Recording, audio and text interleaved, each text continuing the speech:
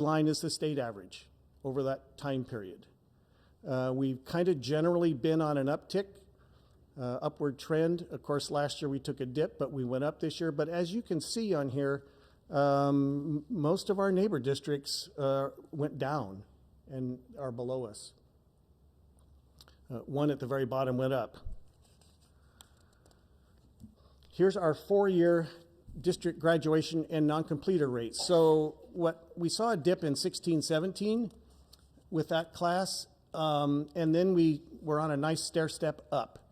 And both these rates, the graduation rate is the blue bars, the dropout rate or the non-completer rate are the orange bars, and as you can see, those were shrinking at the same time the graduation rate was going up. I might caution you a little bit about that 83% rate in 1920. That's the year we shut the schools in March and the students were held harmless. Might be a little artificially high. All right, I'm going to do some disaggregating. So this is us over since the 08-09 cohort through 18-19, which is last year's cohort. The dotted line is all students, okay? Here is the Asian population, the black population, Hispanic group, multi-group, and white group. Everybody went up except one this year, and that was the multi-group. And I think we're going to dig into that a little bit more in a minute. The multi-group is not a real large group, and the smaller the group, the more volatile the rate will be. So just sort of keep that in mind too. So some more disaggregation. Here are female students. Here are male students. If that disparity bothers you, it bothered me, and we're going to drill down into that a little bit more.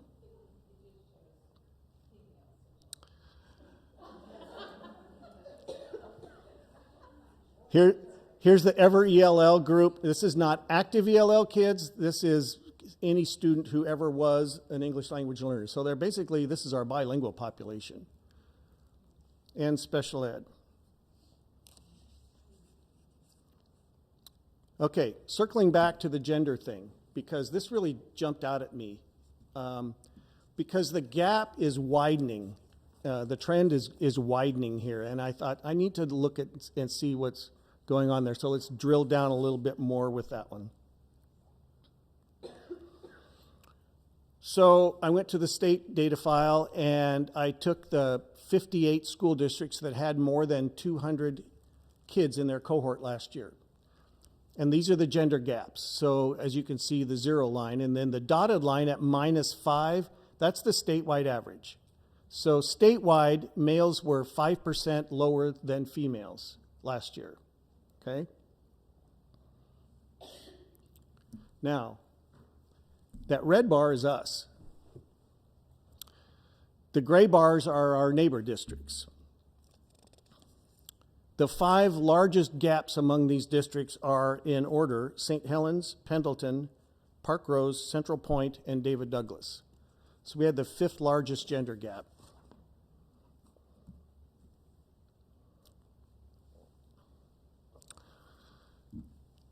So earlier you saw, well, I'm going to get to that in a minute, but here's a 10-year average for gender gap for our district. So overall, we have a 10% gap. It varies obviously a lot between student groups. You will notice that the very small student groups are not included here because they're just too volatile to measure. But a curious thing happened here last year, and I was astonished, but it explains a lot about why you saw the black rate go up so much. And that's because this past year, things really looked different. So this is the gender gap. Black males actually graduated at a higher rate than black females last year. But the disparity with the multi-group and the white group grew a lot. And that's what widened the gap from an average of 16 to, or an average of 10 to about 16% last year. Okay, what about those kids who didn't finish? Because there are a number of them, and we'd like to know a little bit more about them. So on October 1st, when all the accounting was done, here are what we had, right? We had 60 kids who re-enrolled. This is one of the reasons why it takes so long to get the graduation data, because the state wants to say who's continuing. And they can't even start sorting that out until after October 1st reports are in. Everybody does their little shuffle of accountability, and we finally arrive middle of November with, we start to be able to look at the data. We had 60 kids re-enrolled this fall prior to October 1st. 91 were just gone, right? These are, by the state, these are called non-completer, not continuing dropout. And I just shortened that to dropout because that's really what they are. However, we don't give up on kids at the end of 4 years, so the picture changes during year 5. On the 15th of January, it looked a little different. We have graduated 6 of those kids who are continuing. A few more dropped out, but also, even though it doesn't look like it, some of those dropouts returned after October 1st. And what we'll see as the year goes along here is that that continuing number will continue to shrink. The dropout number will continue to grow in the 5-year block, and the number of graduates will grow as well. We'll graduate a fair number of kids in their 5th year, which is why the rate's higher for 5 than it is for 4. Okay, the next few slides I'm going to show the status of this cohort of students as they move through their high school years. And I'm also going to talk a little bit about something which I'm calling connectedness, and we'll get to that in a minute. So we've talked about middle school matters. We had, most of our kids, but certainly not all of them, were here in 8th grade. So, and the blue bar indicates the number of kids that were on track by our 8th grade measure. The orange bar is the kids that were off track by our 8th grade measure. And the gray bar are kids who were not here in 8th grade. They came to us after the 8th grade, so we don't know what their status was. But the graduation rates of those kids, you can see it's 93% for those who were on track in 8th grade. Regardless of what they did in any other year, they were here.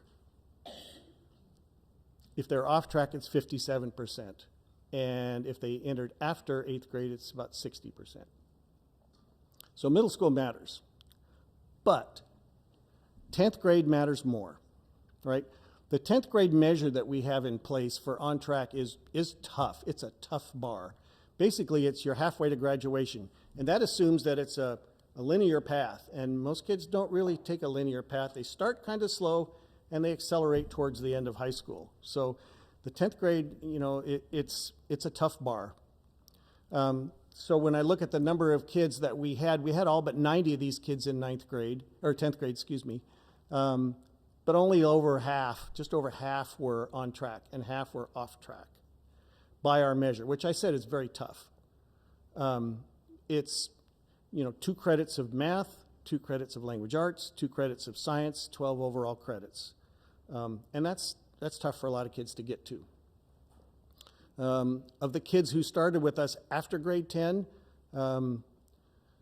their grad rate was 44%, but the kids who are off track in grade 10 are not a lot better at 55%. However, the ones that were on track in 10th grade, 98% of those kids graduated on time.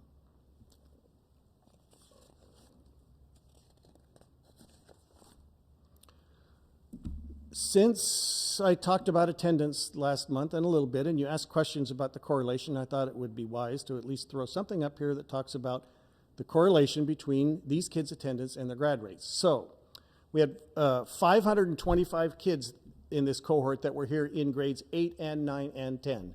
And I combined all their attendance in those 3 years, and if they were above 90%, 91.4% graduated. If their attendance for those 3 years combined was below 90%, it's a coin flip.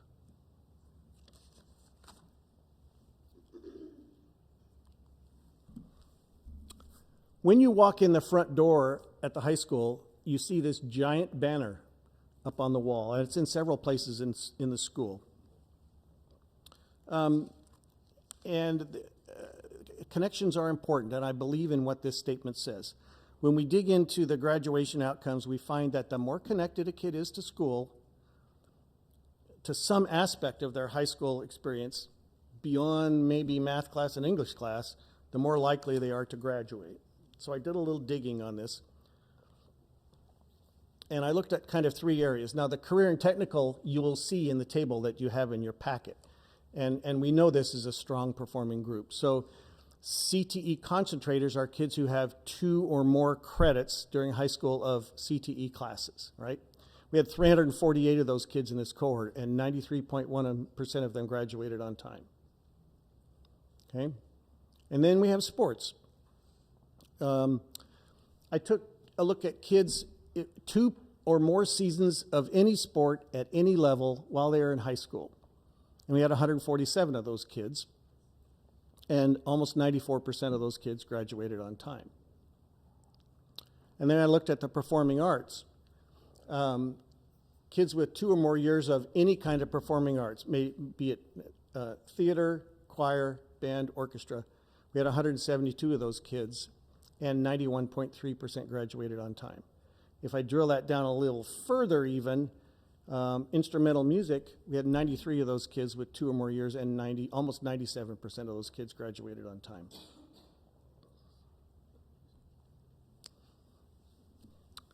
So I've been waiting like 10 years to use this picture.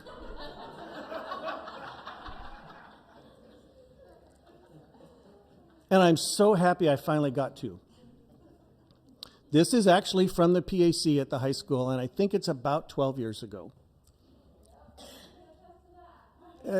Yep, okay. Gabby knows some people in this group here, I'm sure. That kid was at a wrestling match at the same time that the jazz concert was going on at the high school. And he ran over in his singlet to play a bari sax solo, okay? And because, they have a strict rule that you got to be wearing the tie to be on stage. And if you look real close, you can see he is wearing a red bow tie. Okay? But that's not just a gratuitous picture. If a kid had any sports and any music while in high school, there were 50 of those kids, and every single one of them graduated on time.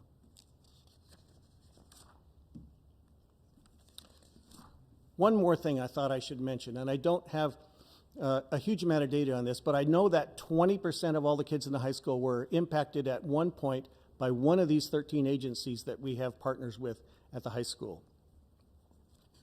So that's another point of connectedness. So when I roll all these things together, and there are some other points of connectedness that I couldn't document. I don't have data on clubs. I'm going to try to work on that in the future, but we don't have a way of collecting that information right now.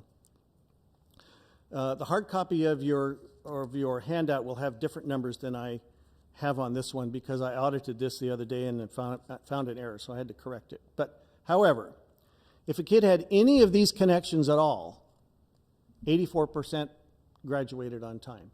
If a kid had none of these connections, there are 148 of those, and 47% graduated on time.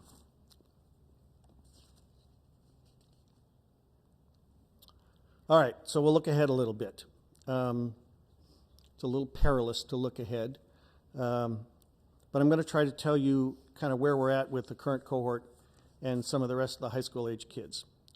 Reminder, high school graduation is about earning required credits. End of story, right? There are no other requirements. We have a monitoring report that we use at the high school that we developed that tracks every kid at every point in high school, at every grade level, at every point in the year, to say whether they're on or off track and where they're deficient. And it's a nice color-coded thing, and we send it home at the end of the year with all the kids. This particular student here, this is from last year, but the year before, this kid just finished his junior year. He should have 3 credits by now of language arts. He only has 2. If this kid's going to graduate, he's going to have to make up a full credit of language arts in his senior year in addition to what he normally takes. Probably will do it. I'm sure he probably did if I looked. So, current year seniors. This is one of those things that I scrambled at the last minute because we just finished semester 7 for these kids, and I wanted to make sure we had as much up-to-date information as possible. So here's where they are, kind of based on that sheet I just showed you, right? 60% of the current cohort is on track. 7% I would call high risk. Those kids will graduate. They'll make it up. 18% of the current kids are pretty seriously off track. Some of them will make it. Many of them will make it. A majority of them probably will not. The other thing to point out here is that 12% of this cohort has already dropped out. The best graduation rate you could possibly get right now is about 85%. That 3% are kids who are on a certificate or a diploma or a type that doesn't count towards graduation. They may complete, but they don't count as grads. So, you know, you're not going to get above 85.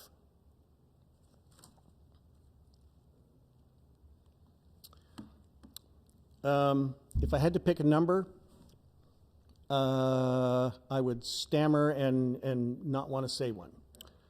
I do not expect the graduation rate to go up next year, just so you know. I looked at these kids pretty closely.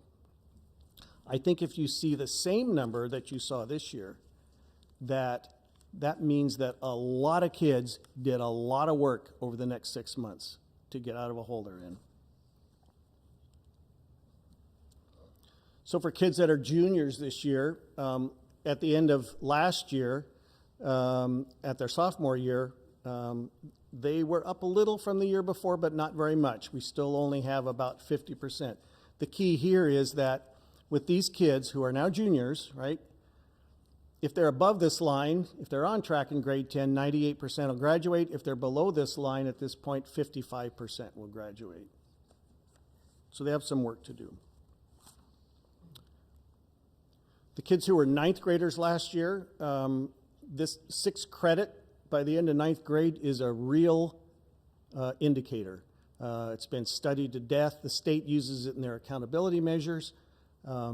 We were up into the high 80s for some time, but we took a nosedive during COVID. We recovered last year, but I'm a little concerned about less than 60% of the kids have a full math credit at the end of last year. So they're a little bit of a math hole still.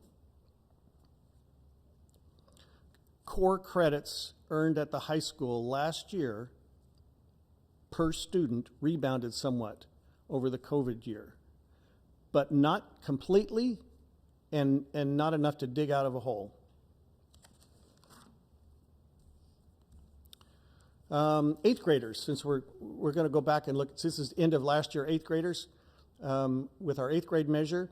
In 2021, the COVID year, pretty much that nosedive was due to academics. This past year, the academic stuff got better, but the rate didn't go up, and that's primarily due to attendance issues and some behavior issues. It's up a little bit right this minute at the end of 2 quarters. They're up around 60%, but that number tends to go down as the year goes along, so I don't know if we can say that's an improved thing or not. So, when I came here, I don't know what it was, 15 months ago, and talked about this impact of COVID on our high school kids and their credits, I said it would take several years before the graduation rate recovered and approached what we had seen in prior years. And I haven't seen anything to alter that conclusion. The fact that we were able to jump up 3 or 4 points this year, especially considering that our neighbors didn't, is something we need to celebrate. But like I said, I think we're going to be hard-pressed to match that number with this class. And that's what I have. Questions? I have one. that's just been stirring in my head, and maybe this is a place to ask it because I actually don't know the answer. There's always brought up this correlation between music and graduation rates, but as we know, band and orchestra, it's hard to get into high school band and orchestra unless you've had it in middle school, right? Mm-hmm. And it's an elective, and kids who are on track don't have to take remedial courses and have more electives. So I'm wondering if that's part of the equation, if it's not music as much as it is the offering of music. And I'll say that, like, anecdotally, my kids are both in band, but, like, my husband's African, and we look around at Floyd Light, and we look at each other and say, where are the black kids? Because they're not there. In largely, like, by proportion of student population in the music classes. So I'm just wondering if that correlation is overstated, and that if it's more a correlation of being on track. Well, you can argue all night about whether kids are smart because they learn to read music and learn musical instruments, or if they learn to do that because they're smart. And I don't have it yet. I'm encouraged by the fact that this year we have about 35% of fifth graders who are taking the initiative to bus to a middle school every morning for band or orchestra. It's a big number. It's like 225 kids, and the sixth grade numbers are really big as well. 36% at all the schools. That's very high. So, if you're going to subscribe to the argument that it's a causation, then that's a good thing. But the ability to take an elective when you are not given as many electives because you don't get it, like, I don't know, Mr. Pease is here, could probably explain it, or maybe our superintendent can, but like, one of my kids didn't have advanced classes and wasn't able to take an elective, and then suddenly was bumped up to advanced classes and then got a new elective. And so that's more what I'm talking about, is if they're slated for lower classes, because they need to, right? This is the basics. Is music given an opportunity to kids who are already excelling? And therefore, there's that correlation later with graduation rates. She's referencing schedule, and Doug, I see you referencing middle school schedule, and for example, we have some students who are on everyday math, or some students that might have an intervention, or some students, and when you do that, it takes away elective opportunities and options. So you're talking about opportunity access. If music is a correlation, now I don't, right, it kind of carries through. So that has been a conversation question for many, many years. You also have students, ELD students that are taking ELD. Now they have less electives, less opportunity. You might have students, special education identification, that are taking specialized classes there. So what you're referencing and identifying is real and is something that, no. Stephanie, it's also instruments, because I've heard several parents whose kid the school didn't have an extra instrument, and they don't have the money to rent an instrument. And that's why the foundation's been collecting of used instruments. I think we're well over 150. I think she got, what'd she say? It was just the last week, two trumpets or something, So we've been, because of our website, for some reason, we come up at the top and we're getting instruments as far away as Wisconsin. I'm not kidding. So that is kind of helping, and we have some funding with the foundation to help if some need repair before they go into the system. But they say the high school gets them first, then the middle schoolers, and then the fifth graders. So we're trying to promote getting more instruments so there's more available for the kids who can't afford to rent. Yeah, and I also add to that, I had an experience with this with a couple of my kids, actually, but one of them, they're gone now, so they won't be mad at me, but I pulled him out of health so he could stay in band, because it was, he needed to be in ELD, so he couldn't, but he had been a fifth grade band kid, so he would have been lost. And so there is a big issue in, and there's not a zero period in the middle school and so forth. So I think it's valid. And also I have a child who's, receives a lot of services for language. And so he doesn't want to do band, but if he wanted to, it wouldn't be an offering for him either, for the same reason. So I think it is valid to bring up that it's an accessibility and equity issue, certainly. And so But it's only one point. there's one point. Can I ask a separate question of you? On the slide that you showed on grad rate by 8th, 9th, and 10th, that you have the proportions, kids that attended 90% or greater graduated at a rate of 91.4 versus those who were under 90, the 50% graduation rate. Do you know what the proportion of the student body is, like you showed on the others? Like how many what proportion of 8th, 9th, 10th graders are attending more than 90% of the time?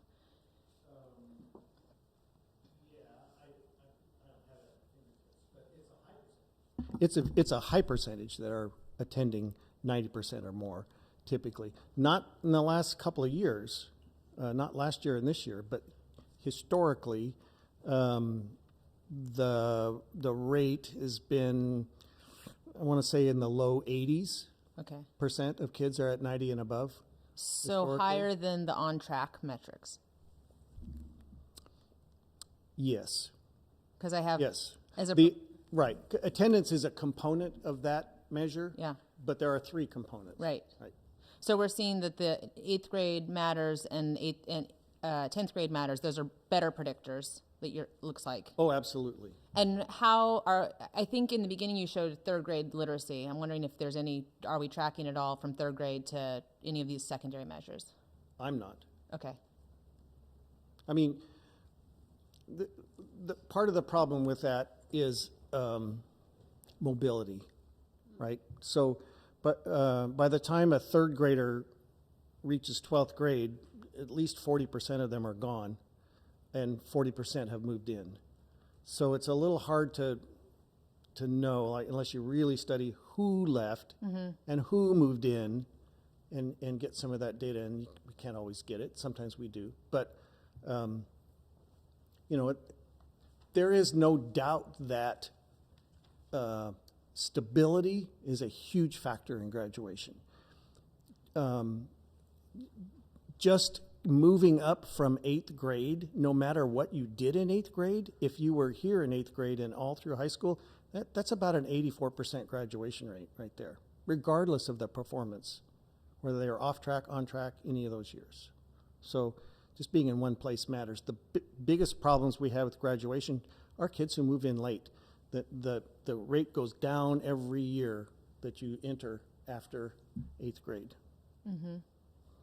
So. And we don't keep data on that close enough to cohort it, right? To look at, like, if a kid's coming in because they've been excluded from another school versus moving versus some other reasons, that we could look at that.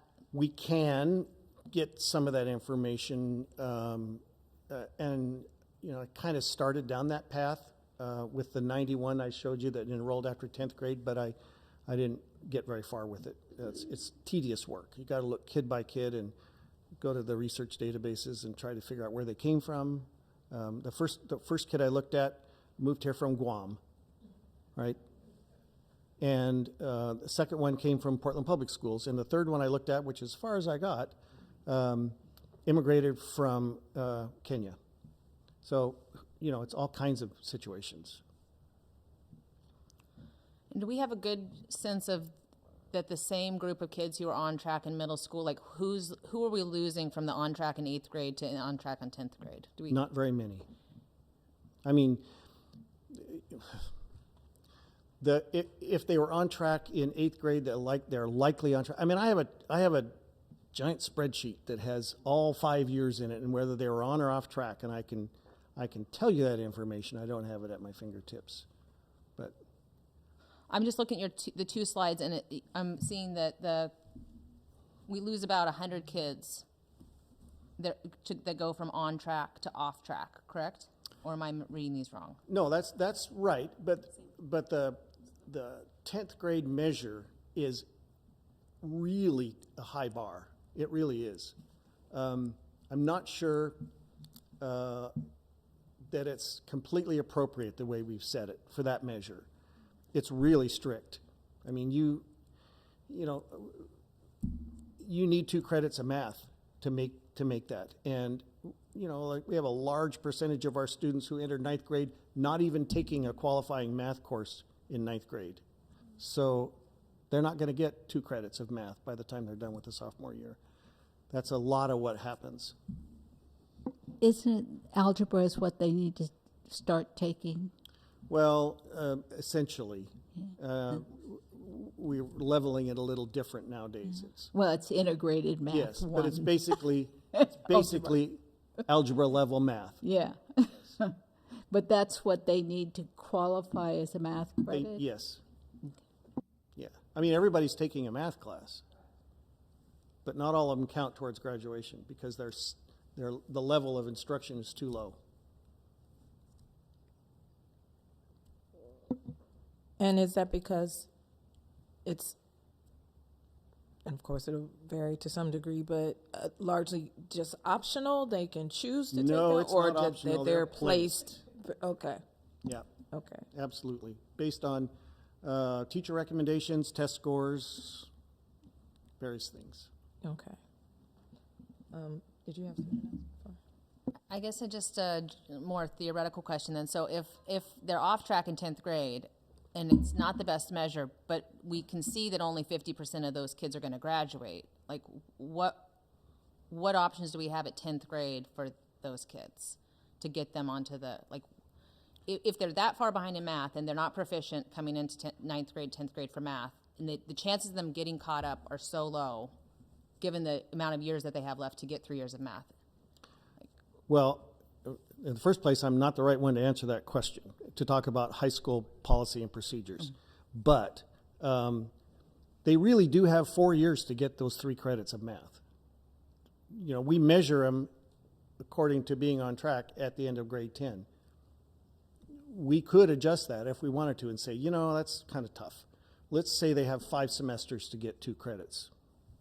You know, why are we saying arbitrarily that you have to step through at a certain level 3 years and then you don't do anything when you're a senior? Right? Lots of kids don't take any math when they're seniors.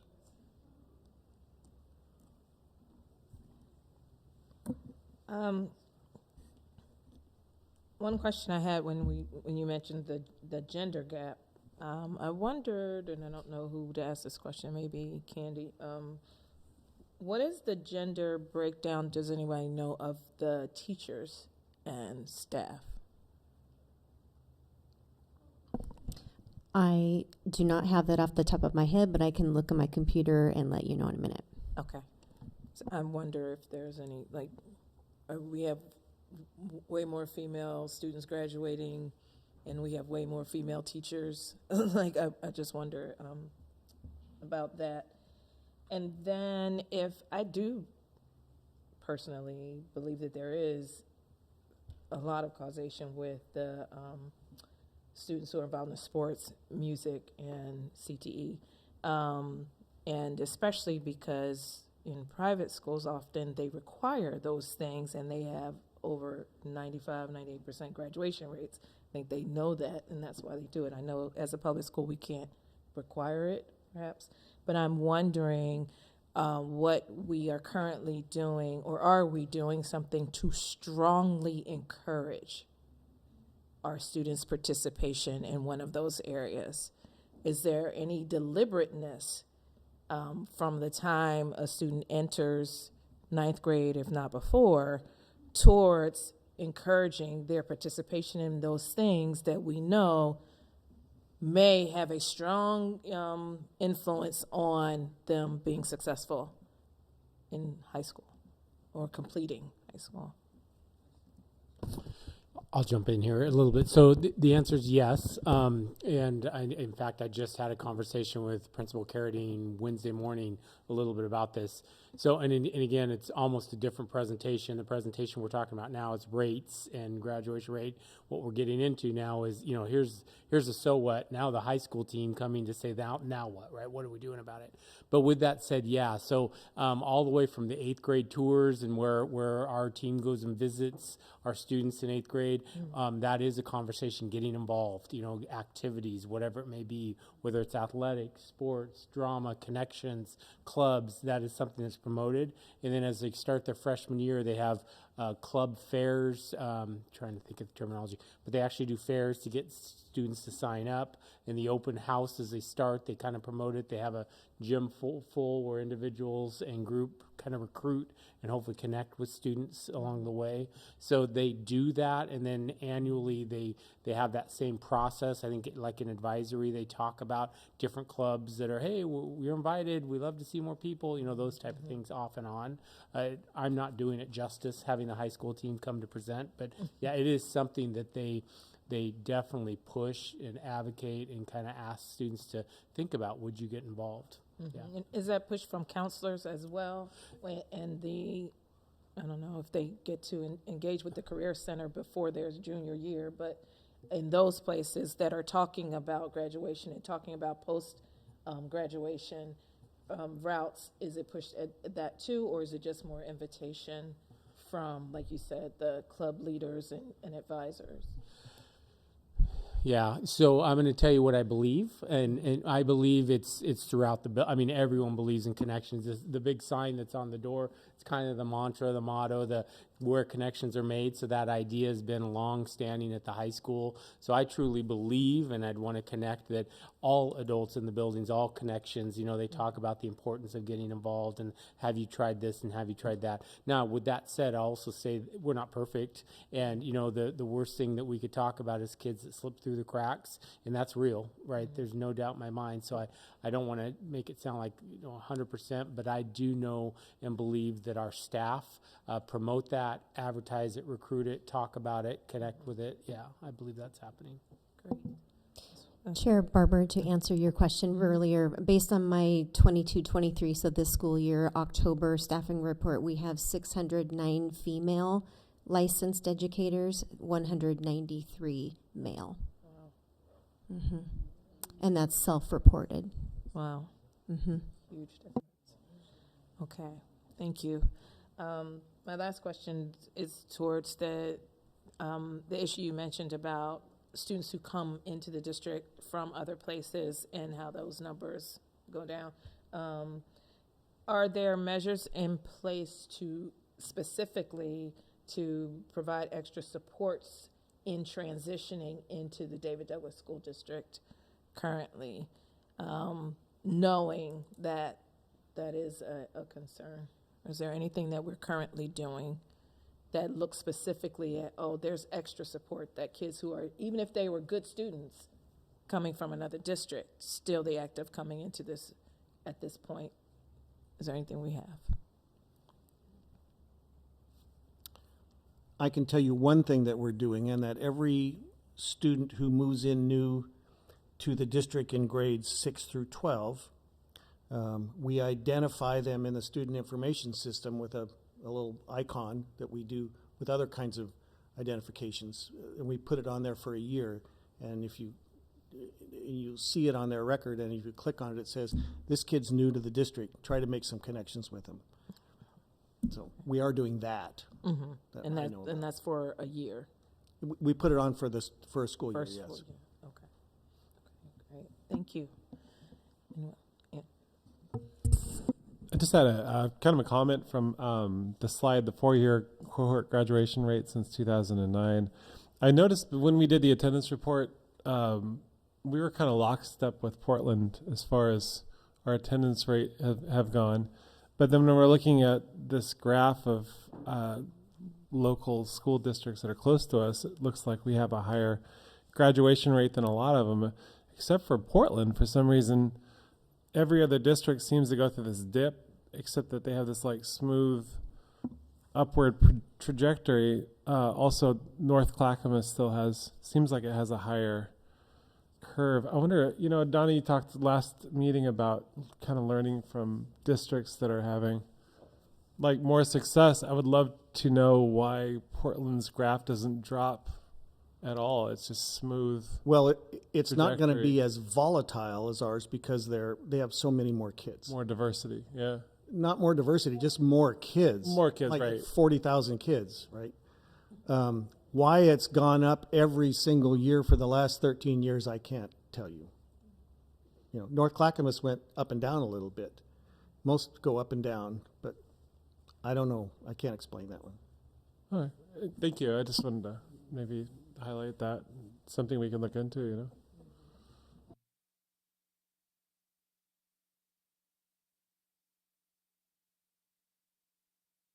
Okay, thank you. Thank you so much. It was so thorough. We appreciate that. Okay, teaching and learning report. Okay, we're back. And we're going to do a little bit of musical chairs. So, Sandy, if you can go to some previous slides. The beginning of it. There you go. Okay, so we have lots of presenters here tonight. Thank you to my team. Thank you. We have some elementary principals here and some middle school principals here. I know it's been a really long day for all of you, but we're excited to hear from each of you. So in the fall, we presented on our fall baseline data for our reading and math data for K-8. So for elementary reading, it is DIBELS. For middle school reading, it's reading inventory. And then for elementary and middle school math, it's math inventory. So tonight, we're here to present with you the difference between the fall scores and the winter scores. And then our principals, we have some principals here to share with you, what does this look like in the building? What do they do with this data? And what are they doing to accelerate student learning and growth? So next slide, please. This is my team, who I am so proud of them. They work so hard on behalf of this district, and so they'll introduce themselves as they are, some of my team, not all of my team, but some of my team. As they are presenting tonight, they will introduce themselves, and then we will switch out with principals. It will be a musical chairs.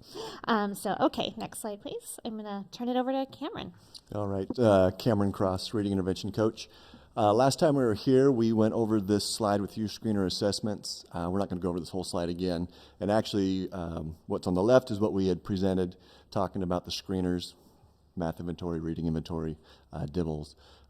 We've added something new on the side. We're going to talk about growth today. Last time it was just proficiency levels because it was the first assessment of the year. So that's the data that we had. We're going to cover proficiency again today, but also we're going to talk about growth. And you can see that we've highlighted one of the check marks there, and that the score ranges adjust based on time of the year. You know, what does this mean? As we go into our winter, our middle of year, students have a score. They fall within the proficiency levels, but they also have individual growth. And much like when a child goes to a pediatrician, they give the important metrics, height, weight, other health factors, the age of the child, where they should be at this time. And so each child is on their own trajectory within what the typical student does. Our screeners do kind of the same thing. Here's where they were at, and here's what the typical student, how they grow throughout the year. And you'll see growth reports, like I said, proficiency also, but the growth for each of the different assessments. And we're going to start off with the elementary math inventory with Rochelle. Next slide. Okay, thank you. Hello, Rochelle Zimmerman, Math TOSA. Glad to see you all again. So I love looking at data. I invite you to focus on the red. It is in the fall on the left, and then in the winter, or our winter scores, on the right. And maybe just to clarify now, the winter data just closed on January 31st, I want to say. And so Cameron has been working hard at getting all this data, but it's still pretty new. So I would love us to notice that green has increased from the fall to winter, and the red sections have decreased across all grades, 1st through 5th. Let's also identify where the proficiency marker has shifted from fall to winter. That's the faint gray line you can kind of see. Students to the left, orange and red, are at risk for not meeting grade level proficiency at the end of the year. And students to the right, in the green and greener sections, are on track to meet or exceed grade level proficiency. At the first grade level, that's the bottom one, we had 76% of students at below basic in the fall. But now we can see there has been a 32% reduction in students at the below basic level, coming in now at 44%. I also want to mention that all grade levels show an increase in the number of students at or above both green sections by at least 15%. Next slide. Thank you. Now this screen, we're looking at the growth expected at the mid-year. You've got second grade through fifth grade displayed. First grade does not have a mid-year growth measure available to us. Average growth numbers here show the average change within each group of students from fall to winter. At each grade level, the below basic group, far left columns, has met or exceeded their expected mid-year growth. Alternatively, we can see that in the advanced group, the far right column in each grade, there are deviations across all 4 grade levels, especially between second grade, where we can see that scores on average have dropped 5 points, compared to in fourth grade, where scores have risen on average 96 points. With this data, we can now start investigating what instructional practices and routines and systems might be in place and happening more consistently in fourth grade classrooms that are leading to such stellar results.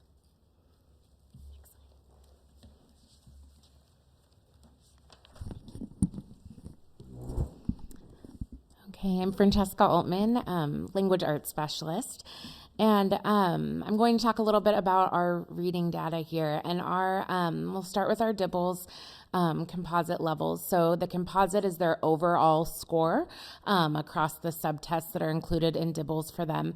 So again, on the left, you can see our beginning of the year composite scores compared to on the right, our middle of year scores. And one thing that I want to do as we orient to this is just to remember that we are in year 1 of this implementation, and that first of all, there's a huge lift that goes with this. So just a huge shout out and thank you to our instructional coach Sasses at the building level who are helping so much with this implementation, our administrators who are doing a lot of their own learning they're probably going to share about momentarily as they increase their capacity as instructional leaders. We're just all on board and focused on this work. And of course, our reading specialists in buildings and ultimately our teachers who are the ones delivering this every single day. So one of the things that I just wanted to speak to briefly here is that a lot of you are probably already familiar with what's called implementation dip, so that it's typically expected that at least the first year, but often up to 3 years, you will not see massive gains when you're implementing something new. In fact, you often see the opposite, things go down. So I want to frame that not as excuse making, but as kind of expectation setting for us. I think we're all really excited about the implementation work that is happening and about the work our teachers and our principals are engaged in, but we might not see quite the massive change that we would hope. And so I just want to kind of level set that expectation a little bit here, but there are still really big things to celebrate. So if you'll look up there with me, our kinder, first, and fifth grades have increased their percentage of students at or above benchmark, all by at least 10%. Fifth grade has increased by 11%, first grade by 12%, and kindergarten by 17%. You will notice both on this slide and the next that our second, third, and fourth grades stand out a little differently. And so I'm going to speak to that a little bit more on the next slide, which we can move on to. So this slide shows our pathways of progress, and this is one way of looking at our data is how our students are progressing. And so they can progress anywhere from well below typical, typical, above typical, or well above typical. And that's a whole lot of typical. We can basically evaluate, this is a large normed assessment. So using this huge data sample, we can assess what growth we would expect students to make. And each student's aim line is going to look different, as Cameron mentioned, because depending on where a student starts, their expected growth might need to look different. If a student's significantly below grade level, they would need to make well above typical growth to be able to get on track for grade level. So this is our percentage of David Douglas students whose pathway of progress was either typical, above typical, or well above typical. So you can see here that at all 6 grade levels, we at least saw 50% of students making that growth. Obviously, we want that number to be higher. Our goal is for that number to be much higher. We want all of our students making that typical or above typical growth. And 5th grade has the highest percentage of students in that range at 66% of students. So, I mean, obviously, we want to see these increase. I did mention on the previous slide, 2nd, 3rd, and 4th kind of stand out as outliers on those last 2 slides. And, you know, we're looking at why that might be, at where we can add support in those areas to really look at how do we increase those. One thing I hesitated to mention this because I don't want to excuse make about COVID, but one thing that we did note was that the 2nd, 3rd, and 4th grade students all had at least one of their K2 years impacted by COVID, with grade 2 having all 3 of their primary years. And we know that's where that foundational skills instruction in reading is really starting for them. And so it is something of note as we look at this data. So I mentioned earlier, there's a ton of work happening in our district as we do this implementation. And so we wanted to invite a few of our elementary principals to come speak about that work that's happening in the buildings as they are working hard as the instructional leaders doing that work. So they're going to share some of the things both that they're doing in their individual buildings and across the district to help us grow these numbers as we implement our new language arts curriculum.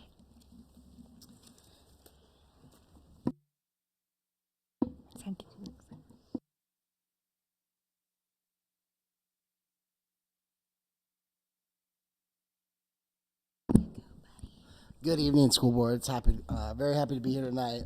I think it was like 13 years ago I sat in the seat at Citizens Advisory Council and presented, so it's good to be back finally. We're here excited to share with you about a couple of data team meetings that we are lucky enough to have with all of your support. So first thing I want to do is just thank you, because without your support, we wouldn't have these resources to be able to do the things that we're doing. We're going to talk to you today about 100% meetings and 20% meetings. 100% meetings are really geared around our core instruction, really cultivating that collective efficacy and really setting up our teachers for success. And our 20% meetings are really geared around that intensive support to get our students to close those gaps. It's my turn. Hi, I'm Heather Craig. I'm the principal at Mill Park. This is my 2nd year. And I'm just going to speak just a little bit to the district, what we're all doing. We're all doing something called 100% meetings. Do you know what these are? I know you know Brooke. So she's the mastermind.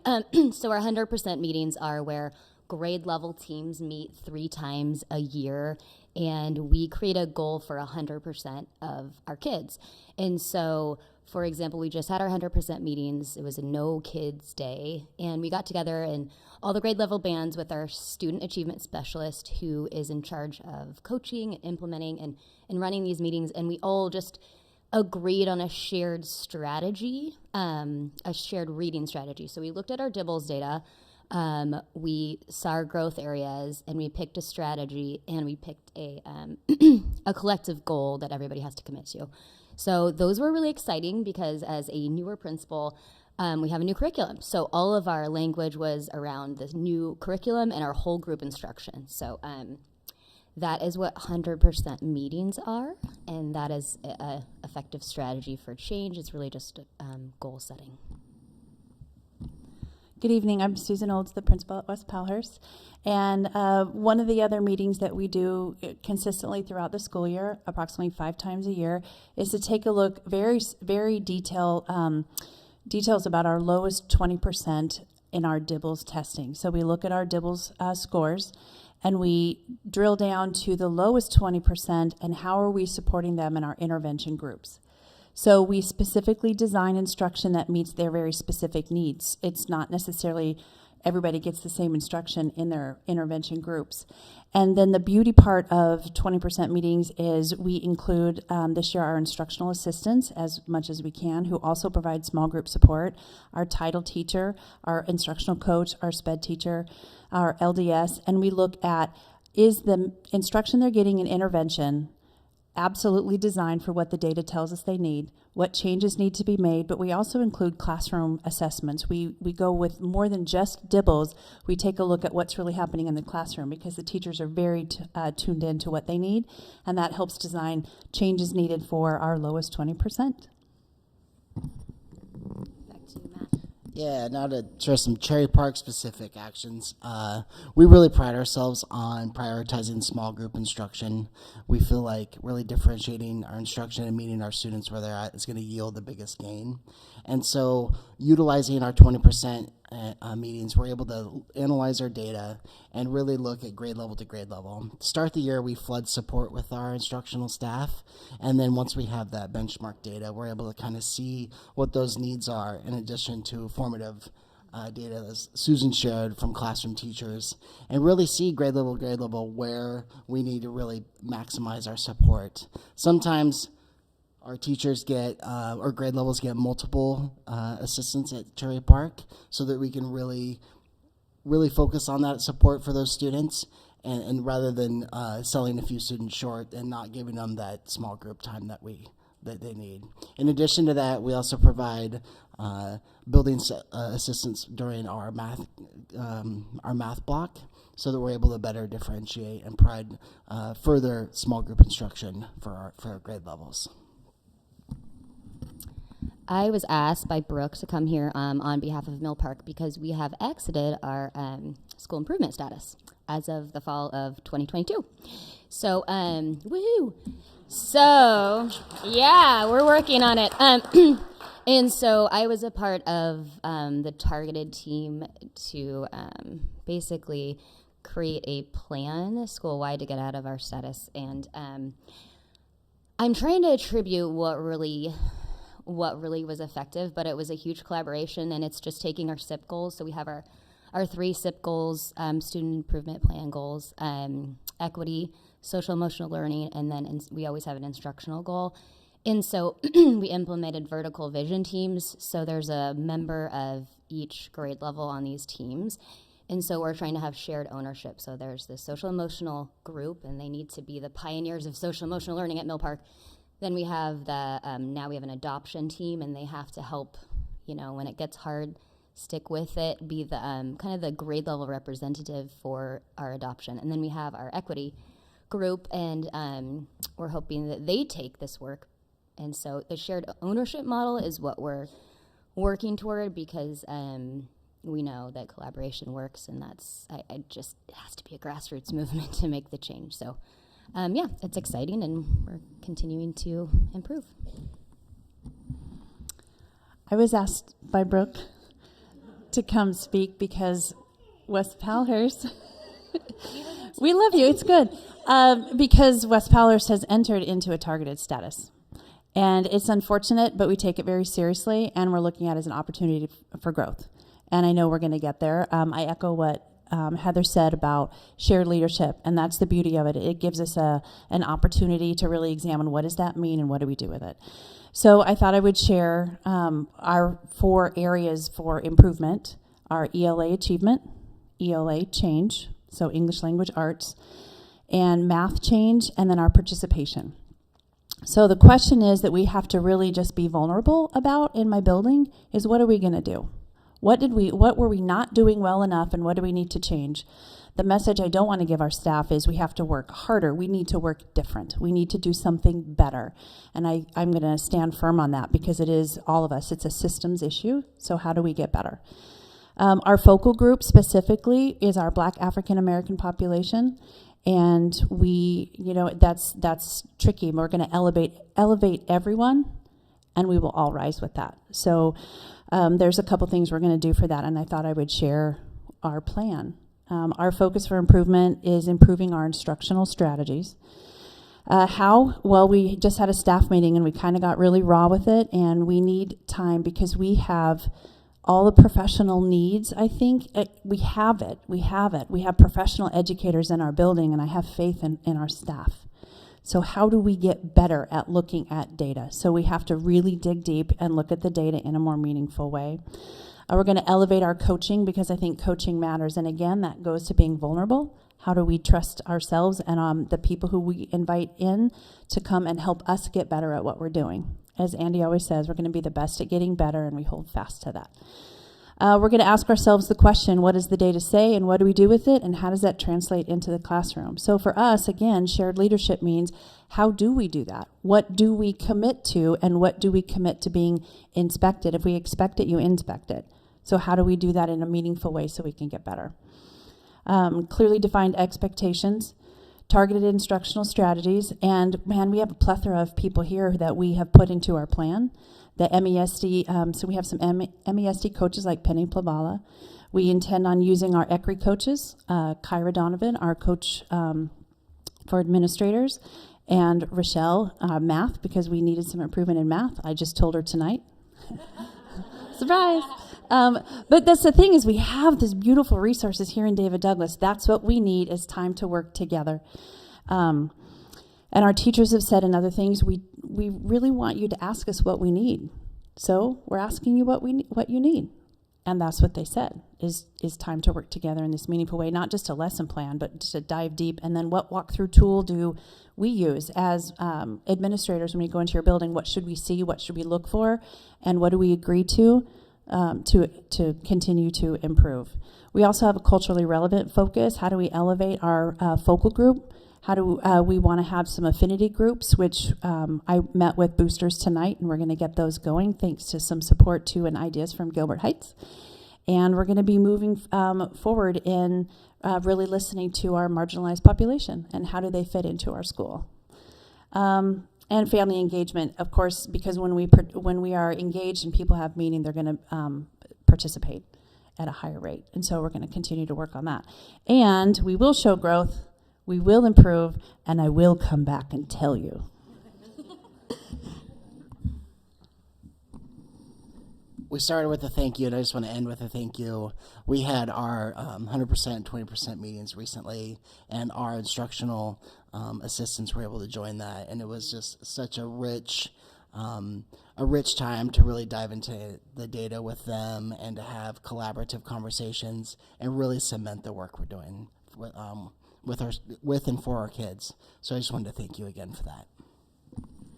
I want to thank you three so much for coming and sharing. And we were going to do questions at the end, but I might change it just to so there's not so much movement, and see if you have any questions about elementary before we move on to our middle school. Yeah, I had a question for Cherry Park. You said your strategy to lift up your readers is to flood the classrooms with assistants. That's right. Yeah, and teaching assistants, like, where are you getting all the resources that the people, like the raw bodies to like flood these classes with? And how are you doing small group education? Like, where do you get the teaching resources to do the small groups? That's a really good question. It's up to building leadership, how we allocate and use our building assistants. And at Cherry Park, we stand firm on small group instruction. And so we allocate our FTE based on that need. And so every classroom has a small group reading, building assistant, rather than assigning an assistant to, say, recess duty or to this first grade classroom all day. We're really looking at staggering their time so that they're working with a variety of grade levels, working with a small group of students. And as time goes and we really work on retention, a lot of our building assistants learn to master a certain program. And so we're able to leverage their strengths and know that, oh, this group has this need, and we know that this staff member is trained and really good at this program. So we're gonna schedule that so that person's working with that group. So you're saying you get the same amount of FTE. Well, it's all formulaic stuff. How you allocate the FTE and how you allocate your assistants, so they're not like blocked into one place or another, but you kind of break their time up. Exactly. I mean, we are fortunate enough that we are one of the largest, if not the largest, elementary school in our district. So with that formulaic staffing, we do have more staff members. But with the ratio of formulaic staffing, there should be the right ratio no matter what elementary school you go to. Thank you. That's really cool. I think about teaching assistants a lot, and They're the lifeblood of our appreciate school. that. I had a question. So you talked about the 20% meetings and having different interventions, and I would just wanted to know, like, if you could elaborate on like what those meetings look like. What are the kind of things that you do to intervene, and how do you check in, because it's 5 times a year versus the 100% meetings, which are 3 times a year. You want to talk about 20%? I can. Yeah, I certainly could talk about 20%. Well, she was our 20% liaison, but I'll talk. I'm more the 100% person. But we all do it very similarly. So we have a Title I reading specialist, and we have a 0.5 as well. And so basically, we structure the meetings. So we look at our 20% of kids who are struggling in reading the most. And at Mill Park, we use a universal reading block of a half hour, and all kids, because we have 250 English language learners at Mill Park, the largest number in the district, we all start with Imagine Learning, which is an intervention for kids who are learning English. So you do it for 6 weeks, and then you look at data and you start to see, this kid isn't responding to this intervention. So we meet in the meeting and we say, okay, well, there's phonics for learning. This is a different intervention. There's this for that kid. There's this for that kid. There's this. And so we all get together and then decide what second intervention works. If the first one, which at Mill Park is all the Imagine Learning intervention program, then we just continue from there. So the goal is to find an intervention that actually makes catch-up growth for those kids who are struggling. And I'll add a little to that. We have very specific programs too, and it feels really awkward to talk about this because Elise is right behind me. Hope I do. Oh, thanks. So we have, for instance, Reading Mastery is one of the names of the programs that we use. And so we match what the students need in that specific small group. There's usually 4 to 6 kids in the group, and they get 30 minutes of a very specific targeted intervention that's a scripted program.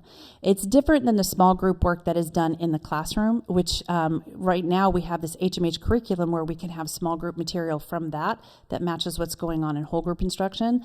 This is 30 minutes of instruction outside of the 90-minute reading block that is specifically targeted intervention. So if that helps, it's scripted, and it's because it's standardized and it's tested and vetted as an intervention program.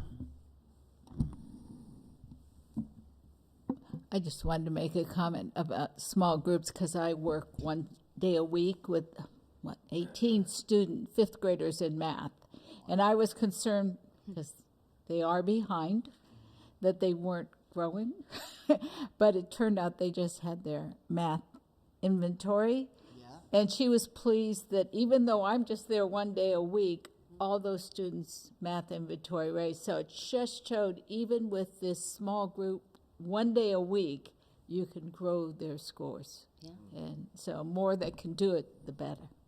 I'm just excited that we're going to have the school board now working at our schools doing another intervention group for us. Thank you. Can I ask this question? I still don't really fully have my head around, so I always come back to this 20% question. Yeah. So and I'm looking at this data, I'm still having the same question. And so the DIBELS pathways of progress, we see like between 50 to 60% are typical or well above, in the typical range. And the DIBELS scores, we still see big red blocks. I'm always confused by why it's only the 20% versus those who are well below or are not on pathways to progress. Like, why is it a fixed value, especially given that our schools aren't consistent, right? So your 3 schools don't have same data. You don't have the same proportion of kids who are well below.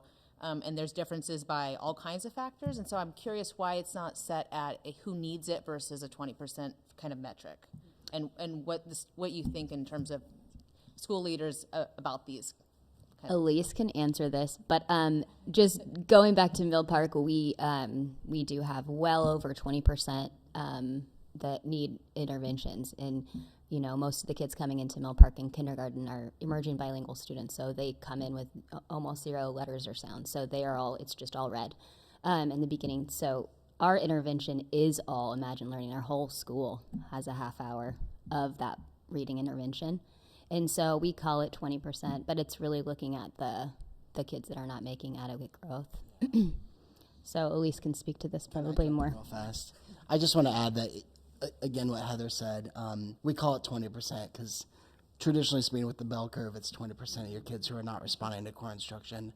But at Cherry Park, we're able to allocate, and if a kid has a need, we're going to meet it. And whether that happens as a double dose option, so the student goes to intervention and they receive another specified instruction during small group instruction time, we're going to do that because we're not going to leave anybody hanging out because they have a need and we're not going to meet it.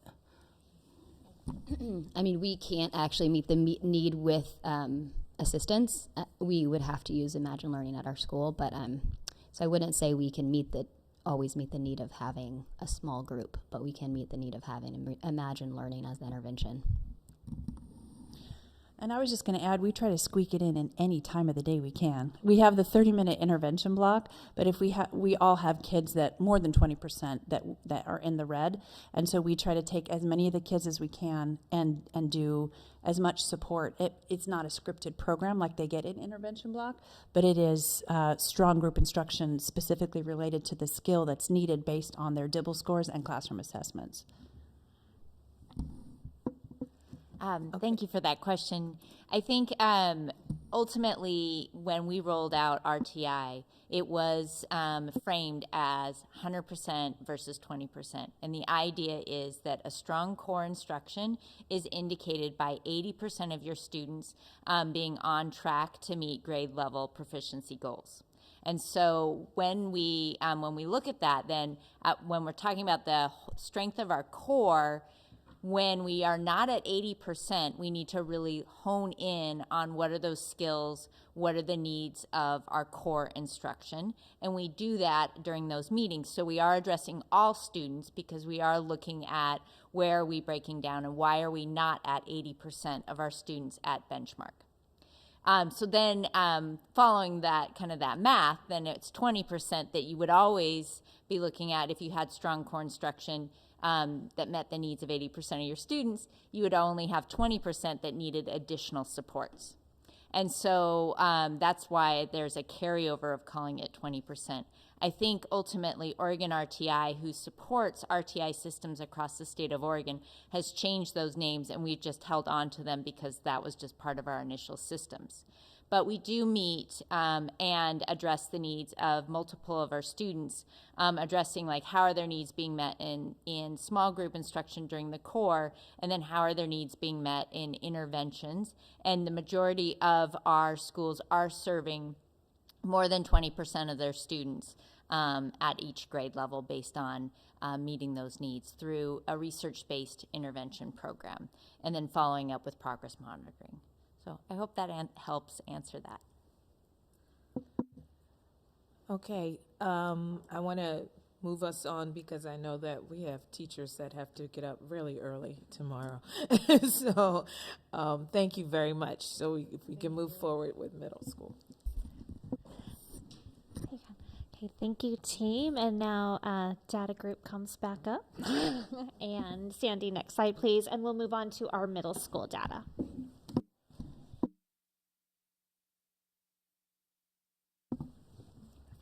All right, middle school. Again, I invite us to notice some increase and decrease from fall to winter. Although this data shows less change than our elementary data, all middle school grades do show an increase in the number of students at or above proficient by 5 or more percentage points. At the 6th grade level, we are seeing a decrease in the red by 12 points. At 7th grade, a decrease of 11 points. And at 8th grade, a decrease of 20 points in that below basic category. The data does support the need for refinement and improvement with both our mathematics curriculum and our instructional supports, which we are actively working towards doing within our current math adoption process, and several professional learning opportunities that have been graciously put on our calendar this year. Just kidding. Next slide, please. Thank you. As we look at middle school mid-year expected growth, I want us to recognize that 8th grade stands out as demonstrating the most growth across all proficiency groups. In fact, they are exceeding all of their mid-year growth levels, so props to 8th grade. Within our 6th and 7th grade student data, the below basic group of students, far left columns, are exceeding their expected growth. Yet, all other groups are displaying data that indicates the need for revised supports and improvement. Some ways that we are working to support students involve Dreambox, which is a math enrichment program that Elise outlined within the response to intervention, RTI, that is adaptive and responsive to students' math needs. Being that the winter assessment window closed at the end of January, we are looking forward to supporting educators in response to this data at several upcoming professional learning sessions.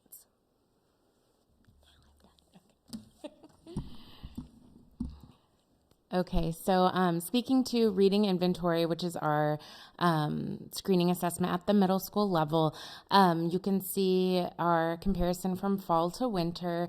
There is small incremental growth being made. You can see at 6th grade, our percentage of students who are well below basic decreased by 2%, at 7th grade by 3%, and at 8th grade by 3%. So this is small incremental growth. I spoke earlier to that implementation dip that we talk about, and so when you might expect the trend line to go down with that dip, we are staying roughly flat. So in an odd way, that's a bit of a celebration, although we would like to see it obviously grow and change and look better. But this is the growth that we've made up to this point. We can go ahead and go to the next slide. And then this one, I want to orient you to because it's a little bit different than what the elementary one looked like. So reading inventory is different than DIBELS in that it doesn't give a benchmark target for beginning, middle, and end of year. It just gives you that end of year goal. So these are the percentage of students that met or exceeded their annual growth goal. So by the mid-year assessment. So 45% of our 6th graders, for example, had already exceeded their end of year growth goal by January. So those numbers at first we might think, oh, those are less than 50%, but those are actually a good chunk of students who have actually already made that full year's growth goal. So 45% at 8th grade, 40% at 7th grade, and 45% at 6th grade. So pretty exciting that many students have already achieved that goal. So we just want to make sure what can we have in place with that really strong core instruction and implementation to ensure that the other 55, 60, and 55, I'm doing that math on the fly, I think that's right, percent of students meet and exceed those growth goals by the end of the school year. So as we did with elementary, we're going to invite up our middle school administrators to come up and speak about what they are doing as the instructional leaders in their school with this information.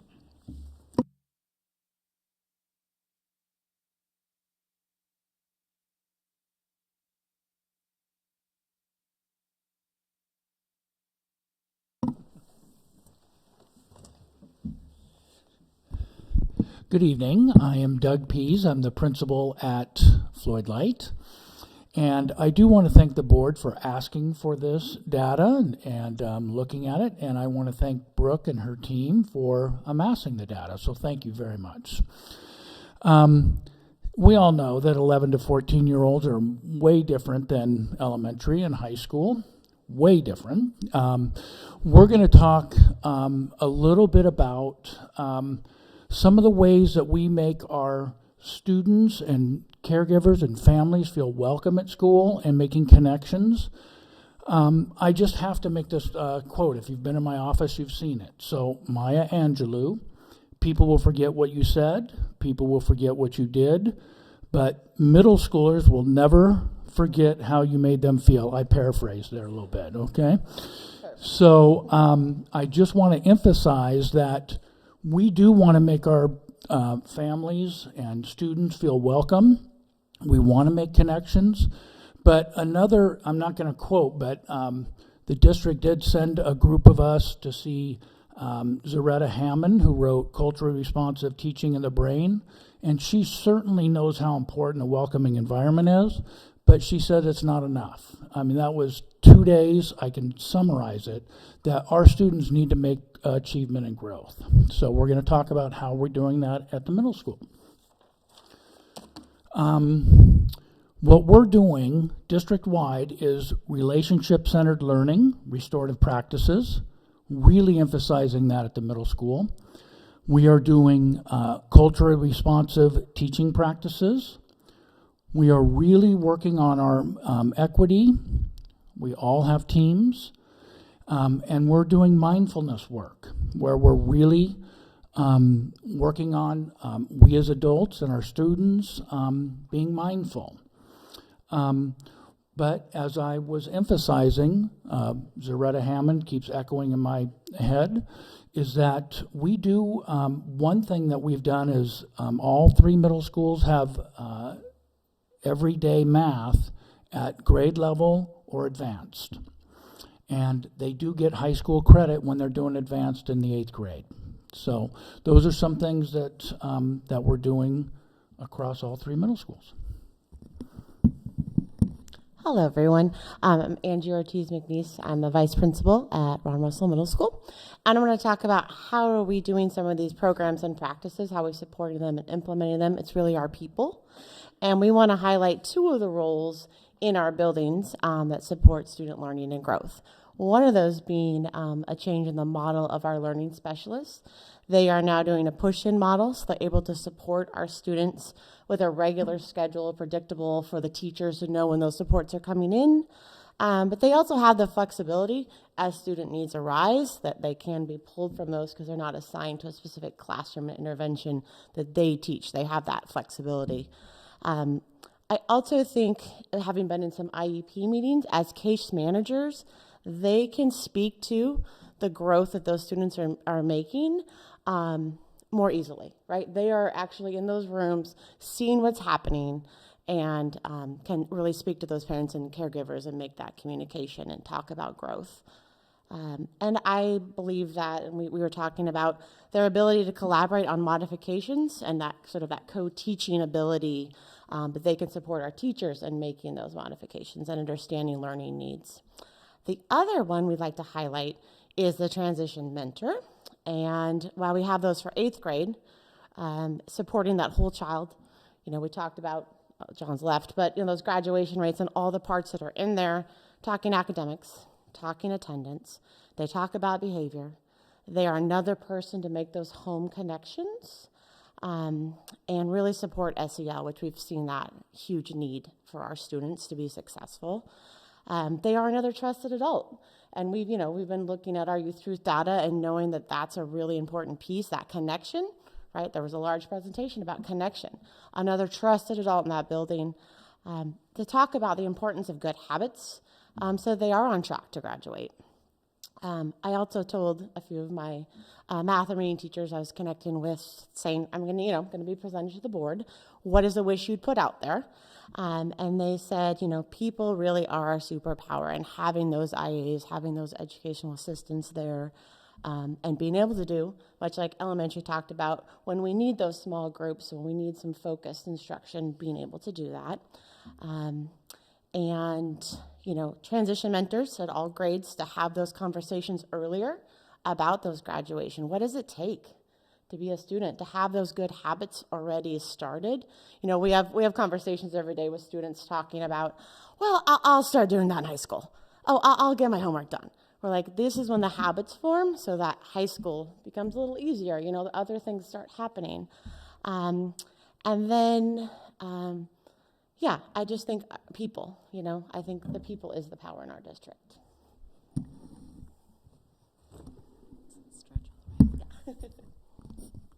I even have to lower the mic when I'm sitting. Wow. Hi, I'm Holly Shower, and I am principal at Alisat Middle School, and I am going to round out what we're sharing with you by talking about something that is new that we haven't been doing yet, that we are about to begin at all 3 middle schools.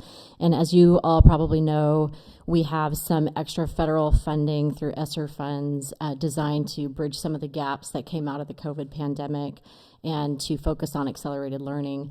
So coming up at about progress report time, which is in about 3 weeks, all 3 middle schools are going to be starting some after-school tutoring in 3 different areas, in reading, math, and also social skills. And those are the 3 big buckets that the funds are sort of designated to go toward. This is one of the ways we're going to be using those.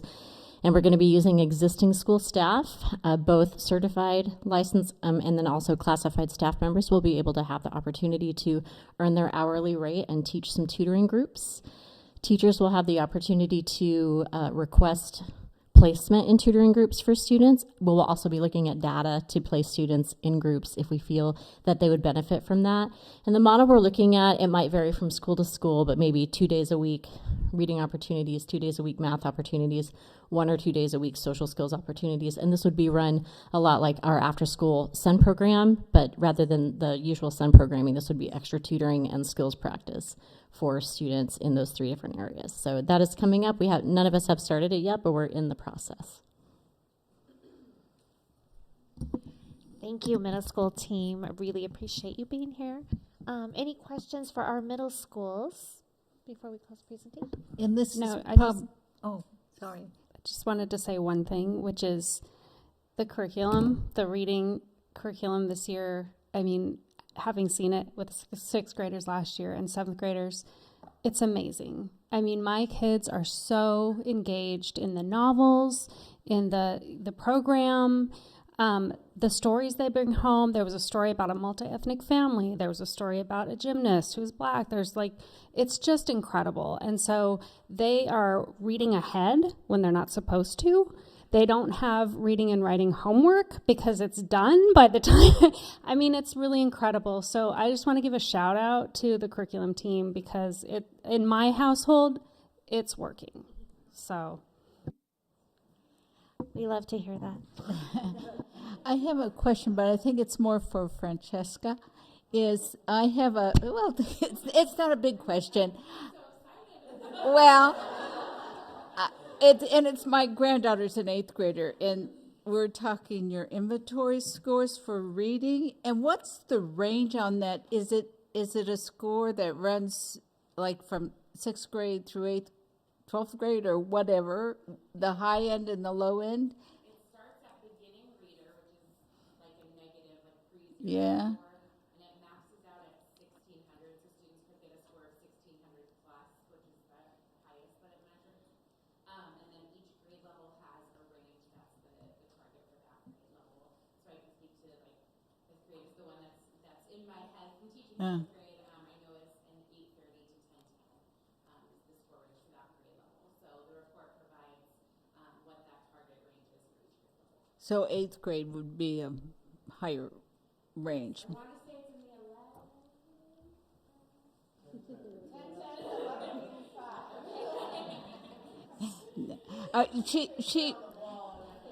She was asked, a friend was sharing a score and hers was very much higher, but she's an avid reader. And so I couldn't explain that, so I was just kind of curious. As the father of a middle schooler who is definitely a struggling reader, like this topic is really hits close to home because I think about that and I worry about it a lot.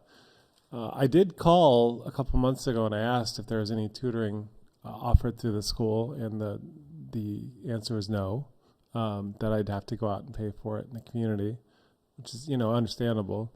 But did you say that you're going to be having targeted tutoring as something that's on the table in the next couple of years? It's going to be starting in the next few weeks. And you said they'll be trying to highlight kids who are struggling and need a little bit extra help. I mean, that's really good to hear. Yes. Yeah, I think we're using both data and some teacher references is what all 3 of us are using for who we're going to put in those or offer. Cool. I just want to make sure I heard you right. 'Cause I'm really excited about that possibility. That's very cool. What other? I really appreciate the community approach. Like welcoming families and stuff. What other targeted approaches do you have? The targeted tutoring. You're doing the small group stuff too. Is that going to be part of the system or? Sorry, and I know you covered all this, but I just wanted to. We do that whenever possible. Unfortunately, the IA formula at the middle school level is fewer IAs per student, so we don't have the exact same opportunities as they do at the middle school, but we do still have IAs working in the building, visiting different classes kind of on a rotational schedule, pulling kids out to do both individual and small group work. Cool, thank you. I appreciate all the work that you're doing. Like I said, it hits close to home, and I do appreciate it. Thank you. Can I just ask a general question? So I heard repeatedly that, people power, how we can support in terms of the board, as we need more bodies, we need more people that are able to teach reading, and probably math is a similar answer, right? So what else? What other things can we be having in our back of our head as board members? Well, the first thing that comes to my mind is training time, right? We're, using new materials, learning new teaching methods. It takes time to come together and learn. And it's always a balance between when we do that, and we do have some release time, and we're so grateful for that. But also, it never feels great when we're pulling teachers out of the classroom away from students, especially with our sub shortage, although that seems to be getting a little better. But that training is key, so teachers fully know how to use the curriculum, understand the curriculum. It's a heavy lift anytime we have a new adoption, or even time for teachers just to get together and collaborate around goals and things like that.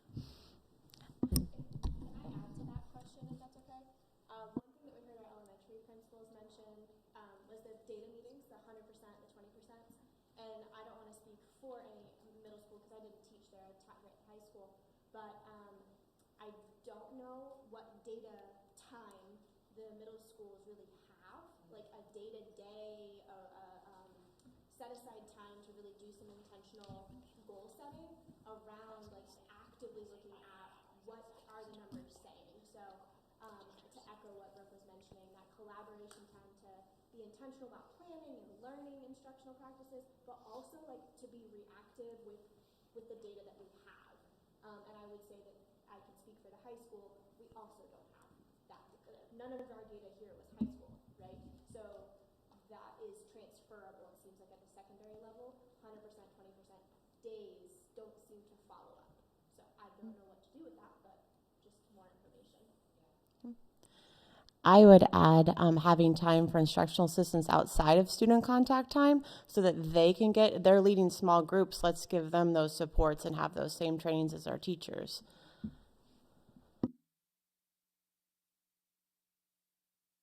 I just want to ask a couple of follow-up questions because I think I might have just missed it so with the tutors, where are they coming from? What's the pool that they're being drawn from?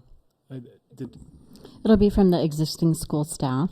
Okay. And hopefully we'll get enough interest that way. I just put out an interest survey yesterday, and I already have, 4 viable tutoring groups, and that's just within a 24-hour period. So usually we're able to get that from within our ranks because, staff are there to help kids. And did you say this is being funded by a grant, or is this like a more permanent funding? They're federal funds, and they are temporary, but Okay. they're designated to be used for specific things such as this. Yes, it's from the ESSER funding, from the stimulus.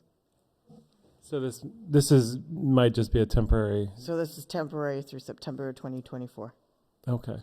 Thank you. Thanks for the clarification. I have one more question. So one of the things have mentioned, and I don't know if this is just elementary school, but I know like Heather and I, we just recently talked about this around having more teachers do things like ECRI like training and like, so what is there any support or plan to have more folks? Because I feel like the constraint is the time, because it seems really rigorous. And there's other ways to train that might not be as much, but I'm just curious, like, because it was mentioned, like how much can we realistically expect like teachers to have like invest time when I feel like we're already like there's so much happening on any given day. Yeah, well, and one of the things, is, and that is ECRI is a K-2, training primarily for the foundations of reading. So, but for middle school, I do believe, and Elise, I'm going to let you and Francesca elaborate on this. A lot of that training on how to teach reading and the science of reading is embedded within our curriculum. And so it's really understanding how to use it and why things are there. Because often if we're not able to train deeply, then it's hard to maybe understand the purpose or why that's there, and then maybe like I'm not going to use that, or we're just going to maybe use that limited form. So it's really getting to know the materials deeply, and it does take a long time. There's a lot to learn a new curriculum. There's a lot of components. It is a very heavy lift, especially I'm going to say for our elementary teachers who learn a new curriculum every year. Do you want to add to that? Yeah, we do have, we have had some of our learning specialists at the middle school attend a 1-week intensive dyslexia training on the science of reading and the basics, foundational skills for learning to read. So we are building a bank at our middle school of staff who are trained in that and have had the opportunity to go a little bit deeper in that learning. We have a few of our middle school teachers as well engaged in the LETTERS training. And LETTERS is a 2-year in-depth science of reading training. It's a fairly heavy lift and commitment, but we do have teachers at the middle school level for that. That has been optional, so they are opting in. Furthermore, StudySync offers a foundational skills support component built into the curriculum, and that's been rolled out and something that we're looking at further support for our teachers. We are looking at ways to create blended learning models within a classroom. So an 82-period class could then, how could a teacher start to organize the lesson and move the students through some rotations so that some students could have an opportunity to use that Word Study Studio component to address a need that they have around perhaps multisyllabic words, prefixes, suffixes, word parts that help them better understand the meaning of words to then increase their comprehension in that class as well as others. So those are all the components that we're looking at and beginning to utilize. Yeah. Playing musical chairs. Two things that I'll add. Okay. Two things that I'll add to that. One is the LETTERS training that Elise mentioned, and I think that might have been what you were referring to. There's so many acronyms too, I know. It's intensive. I'm participating in it right now, and it's highly valuable, absolutely. But one of the things we're looking at as well are a lot of the research shows that while science of reading, understanding, and knowledge is really important and helpful to our teachers, does every teacher need to have that full 2 years of training to be ready to implement that, or are there other options too that our teachers can have to get some of that knowledge and experience to reach that threshold of being able to implement that high quality instruction? So looking at what are those other resources that exist that we can be implementing and incorporating into our work with teachers now, because we also don't want to wait 2 years until teachers have finished that, right, to be able to move the needle. So what are some of those smaller, more incremental trainings and learnings we can do along the way as part of that? And then the other thing I wanted to mention, and this kind of goes back to what elementary brought up, is that we know that core instruction is the foundation of everything we do. We want such strong, healthy core instruction that 80% of our students are able to be successful with that. And so I know for me personally, as we're implementing this new curriculum, I think we think a lot about what can we add, what extra can we do, but I also want to be sure that we're focused on implementing that well, because I think that solid implementation will address some of those things. And so I know we actually had the opportunity to meet with the middle school principals today virtually to request a day of collaboration across the schools for our middle school language arts teachers. They are asking for it. They want to meet and connect and get that support. And so thankfully we got that approved. And it's hard because it's requiring flexibility from our principals and our teachers, and it's challenging, but I think we all acknowledge that that was so needed. And so I think that really strong core implementation is a big part of the equation as well.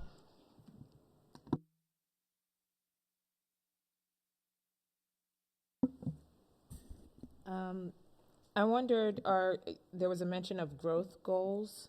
That are those created in-house or are they given by the state?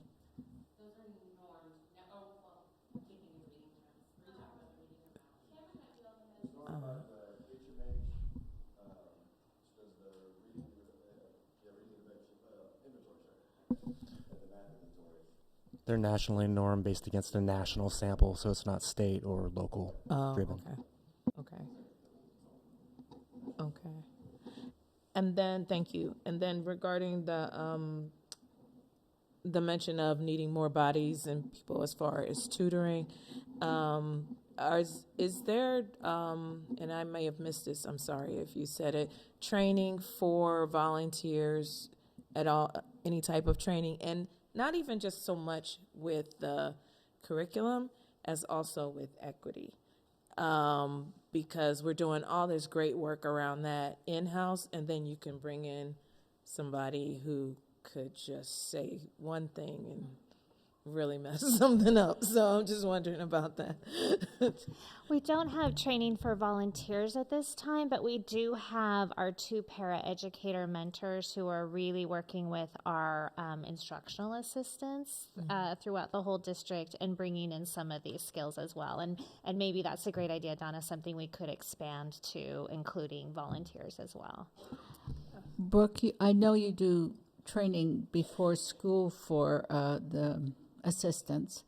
I wouldn't think it would cost any more to invite those volunteers who want to work in the classroom. I've done it for so many years, it didn't bother me to jump in with a bunch of 5th graders and teach them math. But the newer parents coming in, that's it takes a while to get comfortable with the kids in the class. So something like that where you could let them know that we want to help them so they can help more in the school, it might be helpful. Mm-hmm. And do we use student tutors, volunteers at all, like high schoolers working in the elementary school, and especially if they're going to be paid? If there's those opportunities where we can provide income to our students, I'm wondering if there's any of that.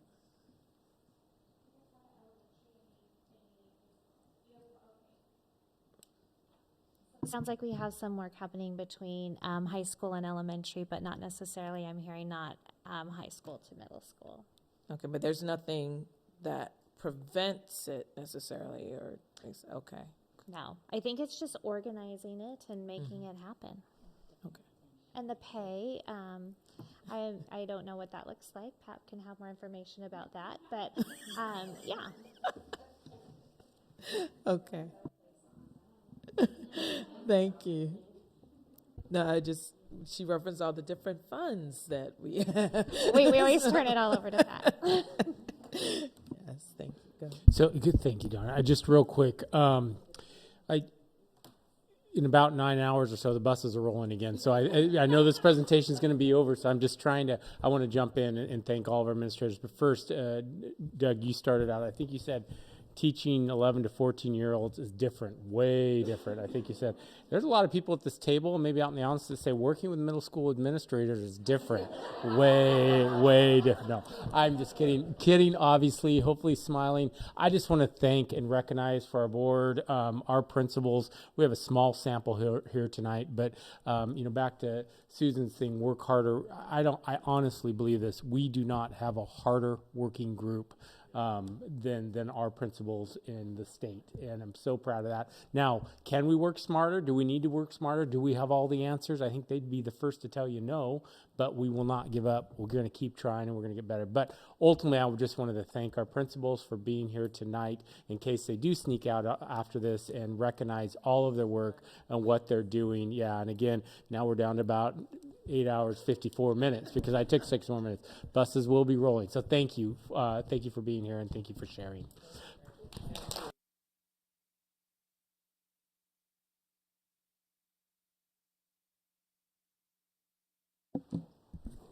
Great, thank you very much. Moving on to our integrated plan.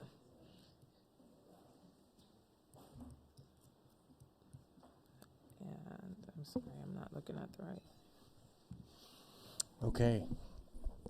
Garrett Brown. All right. Thank you, Chair Barber and members of the board. Tonight we're going to talk a little bit about where we are with planning for our integrated plan and the submission to the state that'll be happening in March. Let's go ahead and go to the next slide. These are a few of the things that we're going to talk about. I'm going to try to give you the slightly abbreviated version of this because I know you've been through a lot and still have a lot to go through. So go ahead and go to the next slide.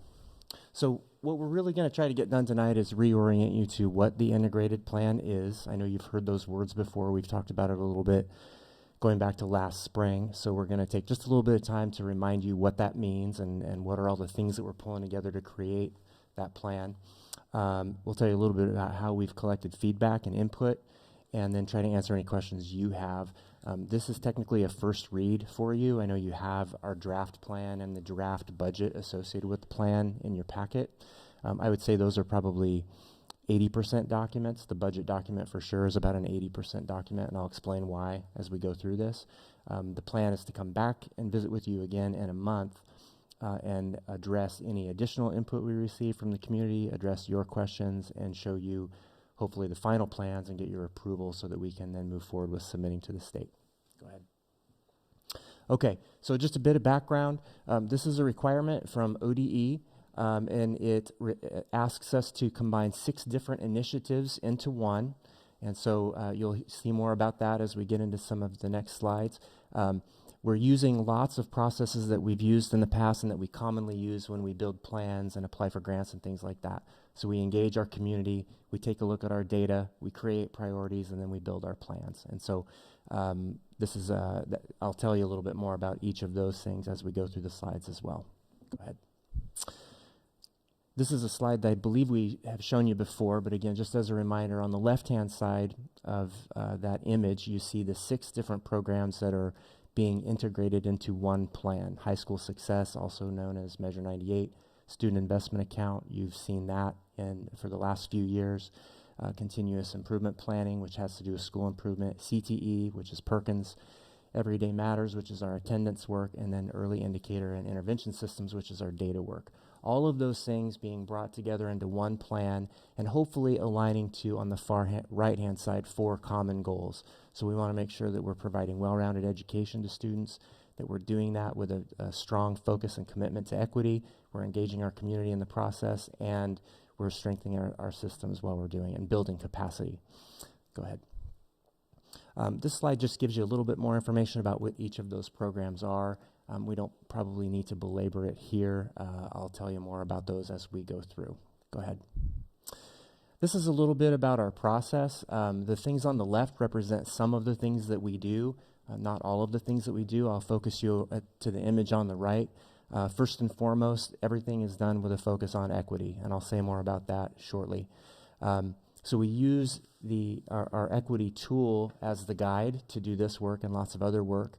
We use it to engage our community, and those things drive us into the needs assessment process, which is identifying our priorities and then what our specific outcomes and strategies are going to be. So, and you can see by all of the arrows in that image that it's a bit of a fluid process. So we allow ourselves leeway when we gather new information to make adjustments to our plan and move forward accordingly. Go ahead. A little bit more about the equity lens. Again, as you all are deeply familiar with, we have an equity lens. We don't use it as a box to check. We don't use it as we had the equity meeting, so we're good on that. We use it as it's a commitment, and it's a guide for all of our work. Again, whether it's grant writing, whether it's deciding about how to implement a program, whether it's evaluating our data, it's part of the work we do in every way, shape, and form. It's aligned to our mission and vision, and it is designed to do some of the things that you see in the bulleted list there. We want to break down systems of oppression. We want to close gaps, and we want to be really thoughtful and deliberate about that work, and that's what the equity lens does for us. Go ahead and go to the next one. So a little bit about community engagement. Some of you attended some of these events, but just to give you some general information here, we had facilitated 12 community forums and had some participation there, not as much as we hoped for. 3 of those were for the general public, and then the rest were culturally specific, so smaller groups where they were able to engage on the kinds of experiences that they're having, both as community members, parents and guardians, students, and so on and so forth. So we got some valuable information there. We also implemented an online survey that was designed to try to collect information about those common goals that I mentioned before, that we're trying to align our plan to. The online survey, we were able to collect a little bit over 2,000 responses, and almost 3/4 of those were from students. Nearly 75% came from students. So we were really excited about student participation there. And then, of course, we have Youth Truth data. We utilized our 2021 Youth Truth data, which Mr. Long briefed you on last April, and then he'll be showing you our 2022 Youth Truth data here in a couple months. So that's a very rich, one of the richest data sets I think we have in the district. So we utilized all of those things as well as some of our academic data as well. Go ahead. So just, again, a few highlights from that. I didn't put any visualizations up here because over the course of the last 4 or 5 months, I think you've had data nearly every single time. So you had a graduation presentation tonight, had an attendance presentation last month. We've shown you discipline data, lots of different information. If at any point between now and when we submit our plan, you want to see that information again, just let me know. I can put it together in any kind of format that you want and send you a packet.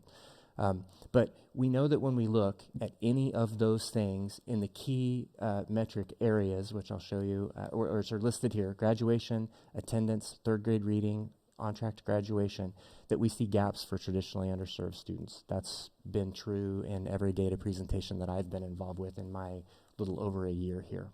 So we know that that's the case. Youth Truth data from 2021, students indicated a need for us to focus on building and maintaining relationships, providing social and emotional supports, and facilitating engaging learning activities, which they often by that mean career, technical education, career exploration, opportunities, electives, things like that. They want relevant learning. And from parents in that same survey, we saw an indication of a need to improve school culture and safety. Go ahead. Our online survey showed some similar things and some different things.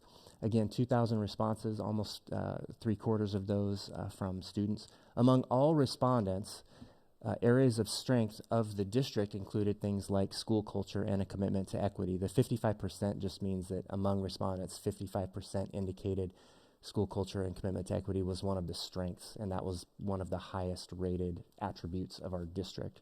And supportive learning environments also at 53%. Areas of need identified in that particular survey from students, they want high academic expectations and they want relevant learning, which I mentioned before.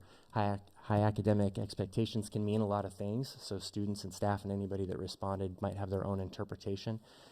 From students, that means that they want to be challenged, they want relevant learning, they want joyful learning, but they also want rigorous, challenging learning opportunities, and they're able to step up to those expectations.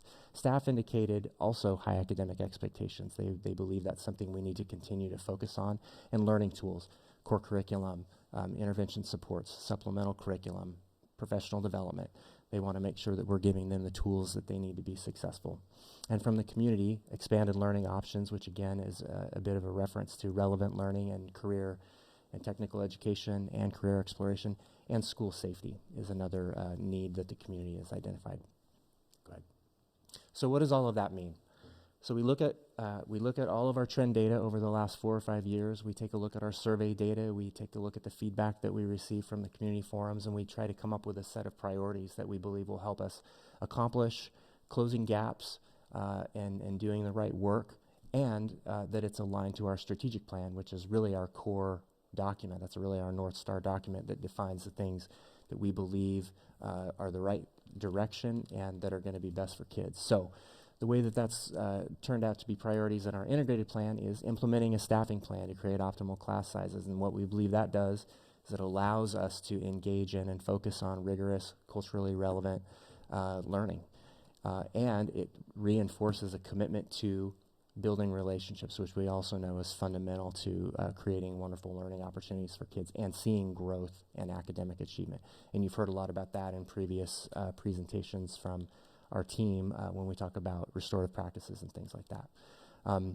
Continuing to focus on graduation rates and closing those gaps that we see for underserved students. Again, you saw a presentation tonight from John where you got to see some of those gaps. You got to see where some of those gaps have shortened a bit and some places where they've increased over recent years. So we have work to do there. That includes improving the on-track graduation rates and reducing dropout rates, which again, you saw some information on that. I know John talked about what's going on with the 8th graders, what's going on with the 10th graders. All of that is very important information. 9th grade on track is one of the most reliable metrics we have in education. If kids are on track, they're north of 90% on graduation. If they're not, it's a coin flip. And that's true in many, many districts. So we know we need to focus on that. Strengthening community partnerships, is another focus area in our plan, priority. Improving the well-rounded education opportunities. We have many in place right now, but we know we need to continue to examine and improve existing programs and where possible, add others. That means CTE, physical education is PE, and then social emotional learning. Well-rounded education means more than just the academic component. It means non-academic things too. And then of course, our school improvement efforts, we want to continue to be very impactful and effective in those areas. So priorities then distilled into a set of understandable outcomes that we then build strategies against. So 1, increase student achievement for all students and reduce learning gaps for traditionally underserved. Increase graduation rates for all students and reduce gaps. Increase college and career exploration opportunities for all students and improve school cultural and climates. Those end up being our primary outcomes. Go ahead. So what are the strategies that we use to try to move the needle on those particular outcomes? This is not an exhaustive list, and again, if you had a chance to review the budget document, which I understand if you haven't had a chance to consume that deeply, you'll see these are some of the examples of strategies. Again, not an exhaustive list, but some of them. Graduation and transition mentors, re-engagement and on-track specialists. You've heard a little bit from some other speakers tonight about hiring more teachers and instructional assistants, including SPED and other programs of that nature, building out our partnerships, increasing opportunities like community sports and things along those nature, and so on. So these are a few of the things that we've identified FTE that can help us continue to move this work forward, and we believe that leads to increasing achievement, increasing growth, increasing graduation rates, and so on. Go ahead. Okay, so what's not in the plan currently? I mentioned before, this is kind of our 80% right now because we're still working through some of the planning elements. One of the big pieces that isn't in the current plan, but fortunately you got to hear Principal Olds and some of the other principals talk about our school improvement plans. So CSI, TSI is comprehensive school improvement and targeted school improvement. We currently have 4 schools that are in an improvement status. All of them are in what they call targeted improvement status. Principals are working on those plans, so there's an allocation of dollars that they get to help support improvement efforts based on the criteria that made them eligible. And so again, Principal Olds mentioned the things in the school report card that made their school eligible. So I want to compliment our principals and how seriously they are taking planning how to use those dollars and engaging with their teachers and their staff about how do we do this and do it really well. So they're being really thoughtful about it. They're working with cabinet. We've got meetings set up next week to get to take a kind of a look at the next iteration of their school improvement plans. And once we've all come to some agreement about what those strategies look like, they'll be rolled into the budget document that you have a copy of right now. They're not currently there because we're still working through those. Also, with our student investment account, we know that that overall dollar amount is going to have to be adjusted, and so Cabinet and Pat in particular we're working through that right now. It's a bit of a fluid process.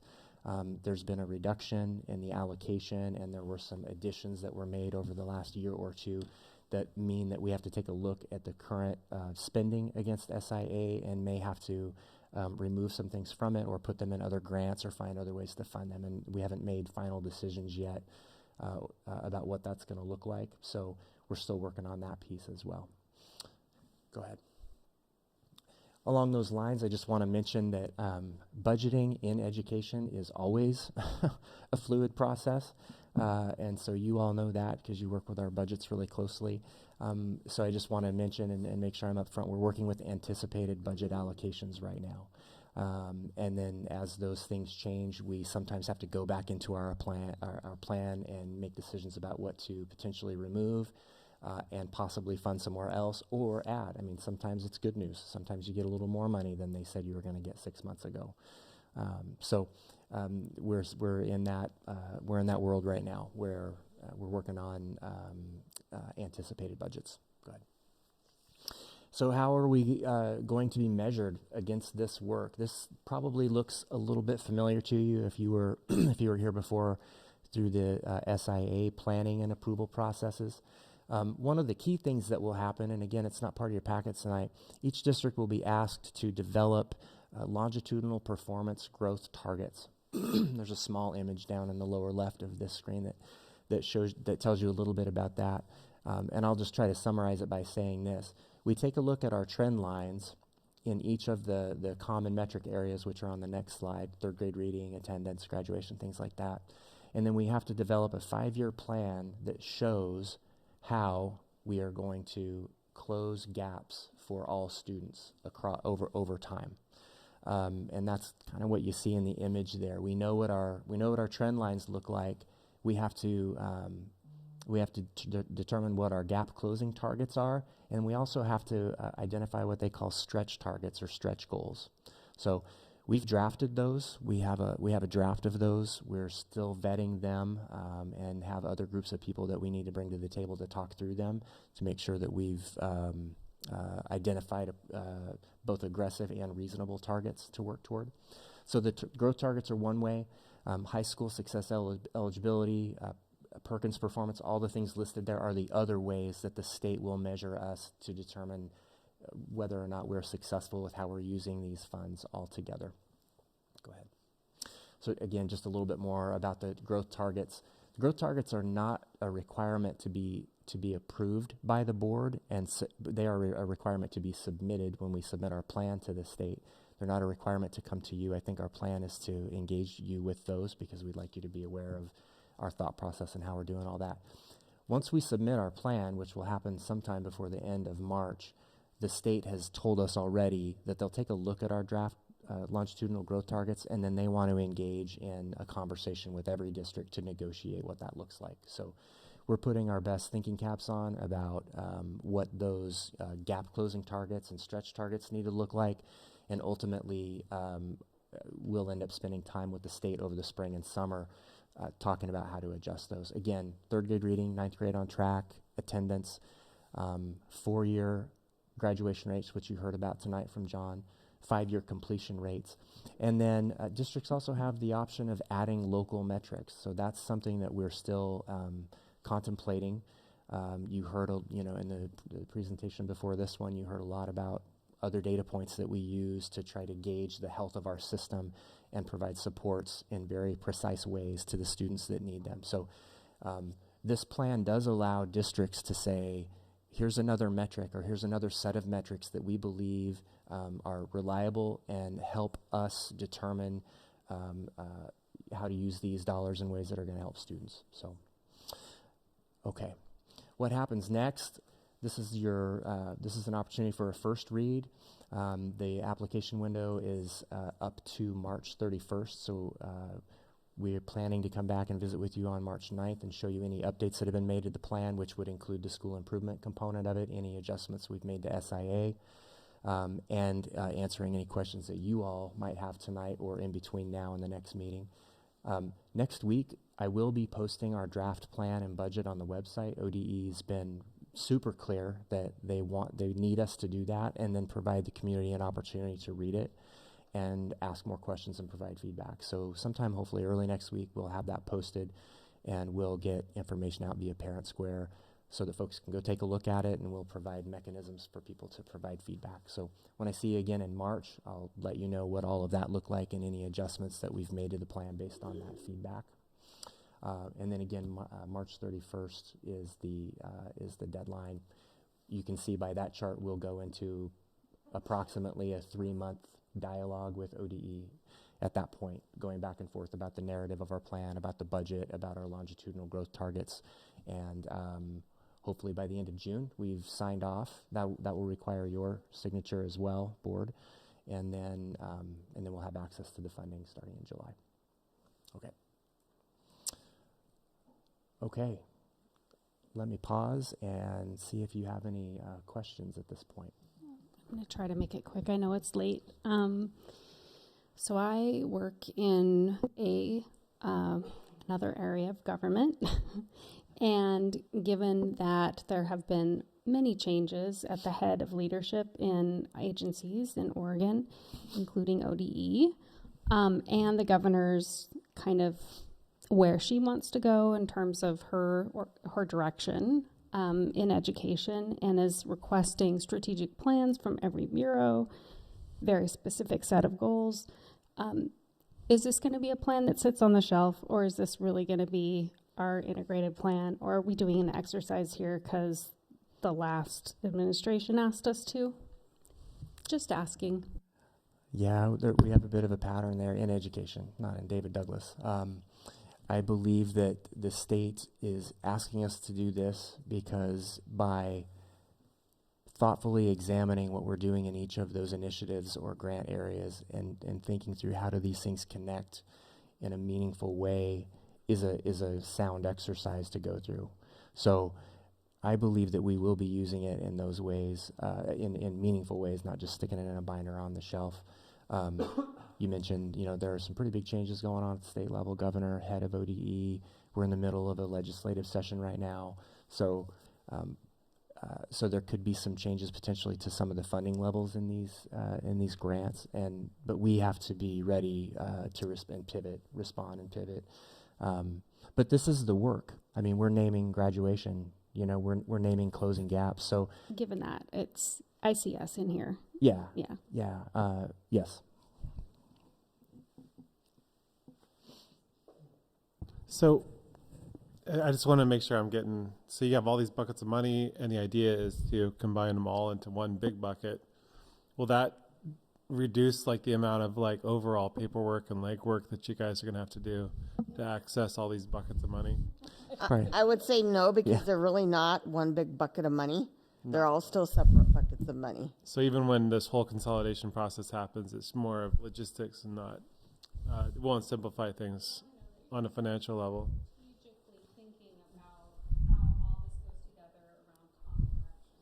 Yeah. Right. Yeah. Yeah. So it's more about, never mind.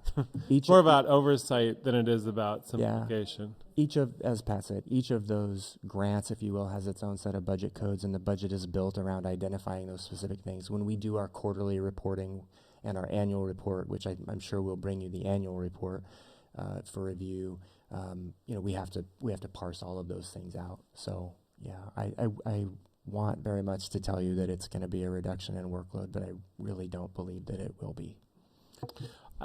Well, I'll weigh in. I think it's been an addition. I mean, the bottom line is we're going through another exercise process. And again, getting family and community input, that's always good, but everything else that's going along with this narrative process and putting together, and ultimately even the standpoint, I will just say it out loud, and I'd say it to OD as well, they're going to go through an interactive process with 197 school districts to kind of negotiate goals. I mean, the reality, just that in itself is like, wow, okay. So, but I do want to point out, because a lot of people, they get integrated plan, get this thought in their mind, they're like, hey, this is new money. How are we going to invest this new money and spend this new money? It is not. It's money that we've already invested and developed plans around. Now, we did receive input. We're developing plans, but there's, that one sheet that showed kind of where we're intending to invest. A lot of that, we're already doing it. And we heard it earlier, people. You saw IAs, you saw PE teachers, you saw counselors, you got a lot of that we already went through. Yeah, same thing. Not luckily or realistically it aligned to the same work, so we're still doing it. But it's kind of interesting because we're investing that. We went through that process with SIA. We need to do it every 2 years. The reality is right now SIA is going down. Our budget's going down. This is the part where I get editorialized. $9.9 billion is not enough. Pat's going to share you some information a little later tonight that shows the gap we have currently. So the reality, even this process and those investments, we're going to struggle to kind of manage and figure out where we're going to put what and how we're going to do it. I'm not trying to scare away our newest budget committee member either, I promise. So, but it's going to be a process, and right now, that's very concerning because all of those investments are important. And this year, the conversation investments is right now way back here because 9.9 is not at current service level. So we're talking about surviving rather than investing. And I do know the last couple of years we've had the privilege to come before the board with investments and really talk about that. So. Anyway, sorry to jump in, Derek. Just No, kind of thanks very much, Ken. Yeah. Can I just, since we're on public, can you just clarify again the public input timeline? Like, when does it start? When does it end? Yeah. How will that look like? Really, it starts now. This is a public meeting right here, so anybody can give us input right now. Early next week, hopefully no later than Monday, I'll work with our communications team to get our draft plan and budget posted, and we'll get some communication out. To point people to it, and I'll create some kind of form that people can use if they want to give us a suggestion or ask a question, and we'll monitor that for at least a couple of weeks. I do have to close that at some point so that we can take all that input and make whatever revisions need to be made so that we can come back to you on March 9th. So hopefully the next couple of weeks will be open public. Yeah. Do we think it's going to be like 2 weeks of having it online, being available? I think it probably 2 weeks. I'll monitor that feedback as we're going, so I don't anticipate not looking at it till the end and then trying to deal with all of that. But 2 weeks seems like a reasonable amount of time. If somebody came to us outside of that window and wanted to provide feedback or had a suggestion, we would, of course, make space to listen to that and try to fold it in. Yeah.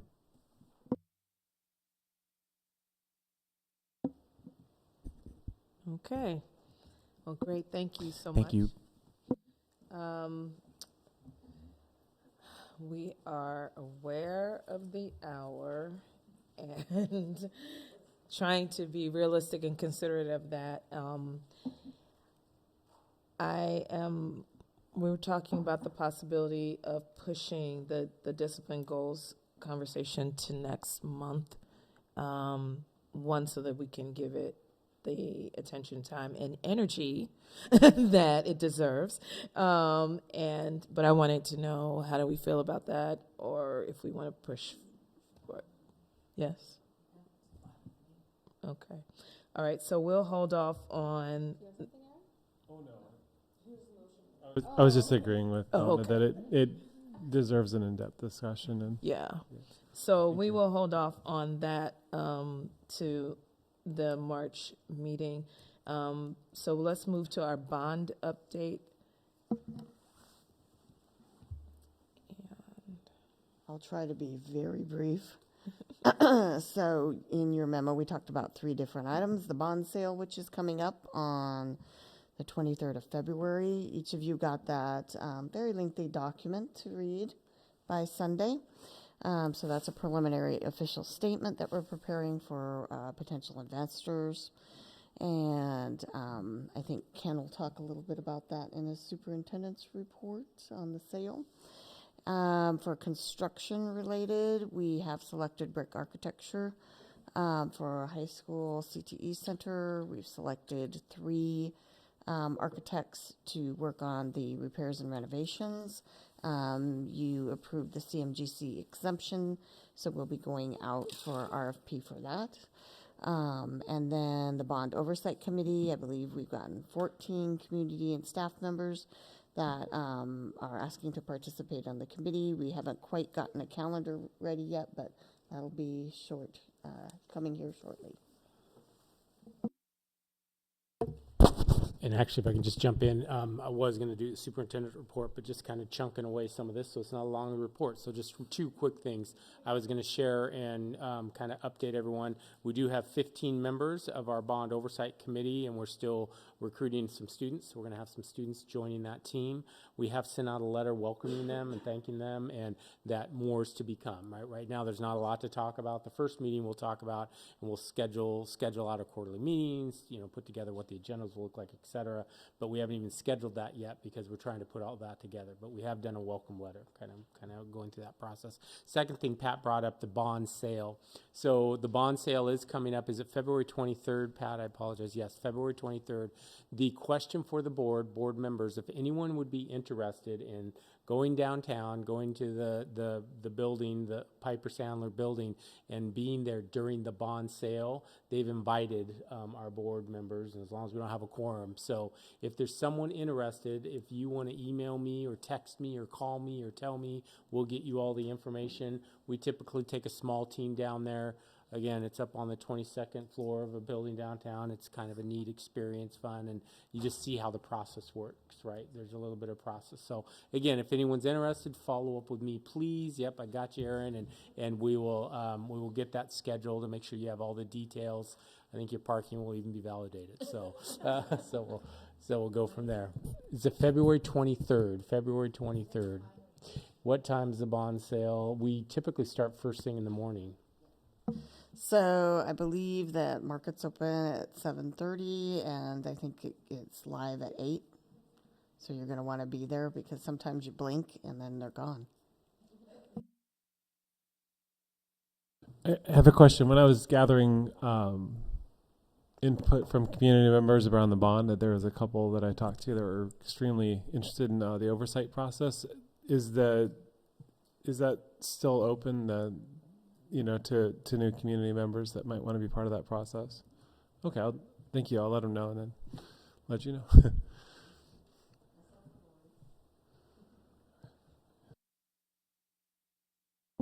Okay, that's it. Thank you. Board policy. Our policy committee. Is there anything you want to draw our attention to, or? Sure, maybe brief. I have to be up in a few hours to go to Salem tomorrow at 8 be there by 8 a.m. We looked it over. We didn't get a chance to meet this month, but I did have a chance to look over some of the policies. I do have a couple of questions. One of them is on policy JGAB, which is the use of restraint or seclusion. There was a clause on page 2 around allowing volunteers to support restraint or seclusion in a case of emergencies. So didn't know, just want to get some clarification on that. And then for the policy on compulsory attendance, policy JEA, my understanding that they're moving from a Class C violation to a Class A violation, which means that Class C, there was a truancy fine attached to it, so that's not the case anymore for compulsory attendance. So for Class A violation, it's up to the school districts to kind of respond to that attendance issue if there is one in the school. But I do want to get more information around on the policy. It says the district will develop procedures for issuing citation, and would love to learn more, and David Douglas, what that looks like if there is one. My experience has been there isn't a citation within school districts, so just want to clarify that. It sounds very punitive, and I know that's not the direction when it comes to responding to attendance. So just wanted to kind of get more clarification on that policy. And I think that's the only things I have to note, so I don't know anything else. Same questions I had.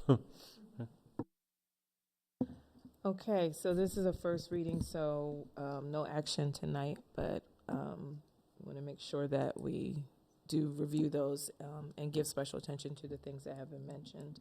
And I'm guessing that the questions raised will be addressed by the district. Wonderful, thank you.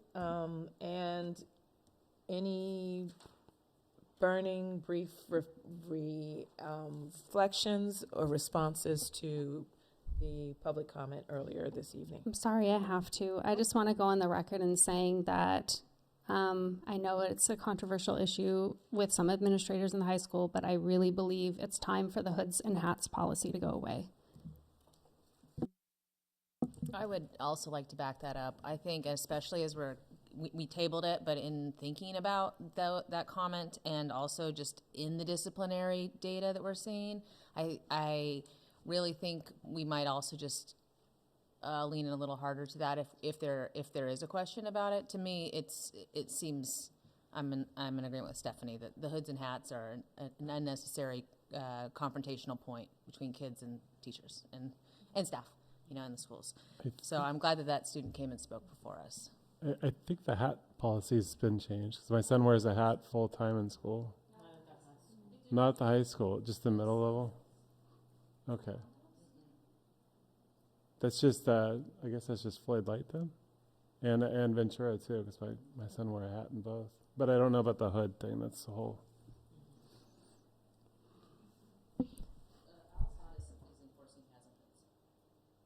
You said they are? Or they, oh, okay.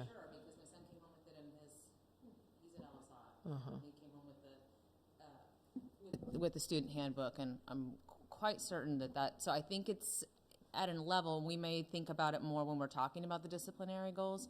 I don't know, but I think it's certainly worth considering what the purpose is and how it's actually having an effect on our students, specifically black students, black and brown students, as it plays out as a point of referral differences and exclusion differences.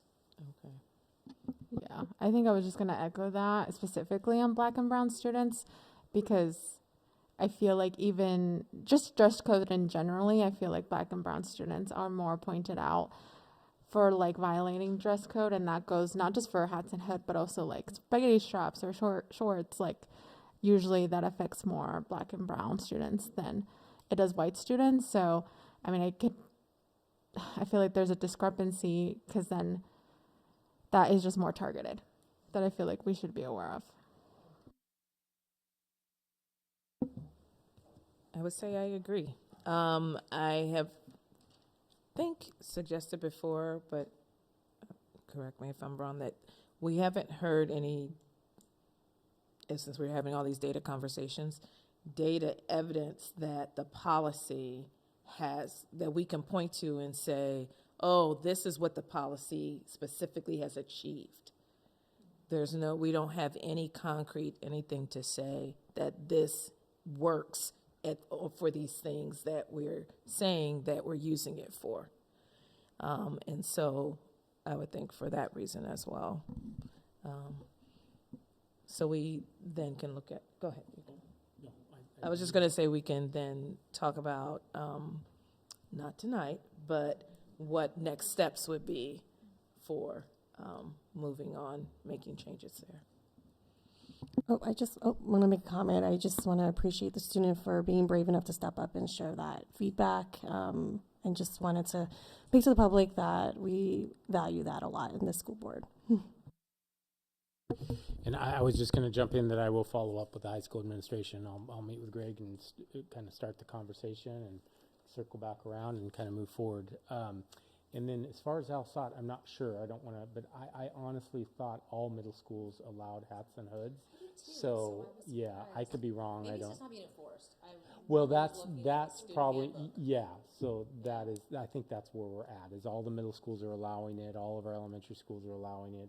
The high school does not. So that's right. Yeah, reading through Floyd Light's student handbook, it still had rules around purchasing food. So I know that it hadn't been updated in quite a while, since the food's been free for a couple of years. So maybe it's the same with the hats and hoods rule. Just hasn't been updated in the book. I don't know. I'll add one thing. I had surveyed schools last year just to find out who actually enforced hats and hoods, and there was a variety within the school. So the student who spoke tonight is from Alisat.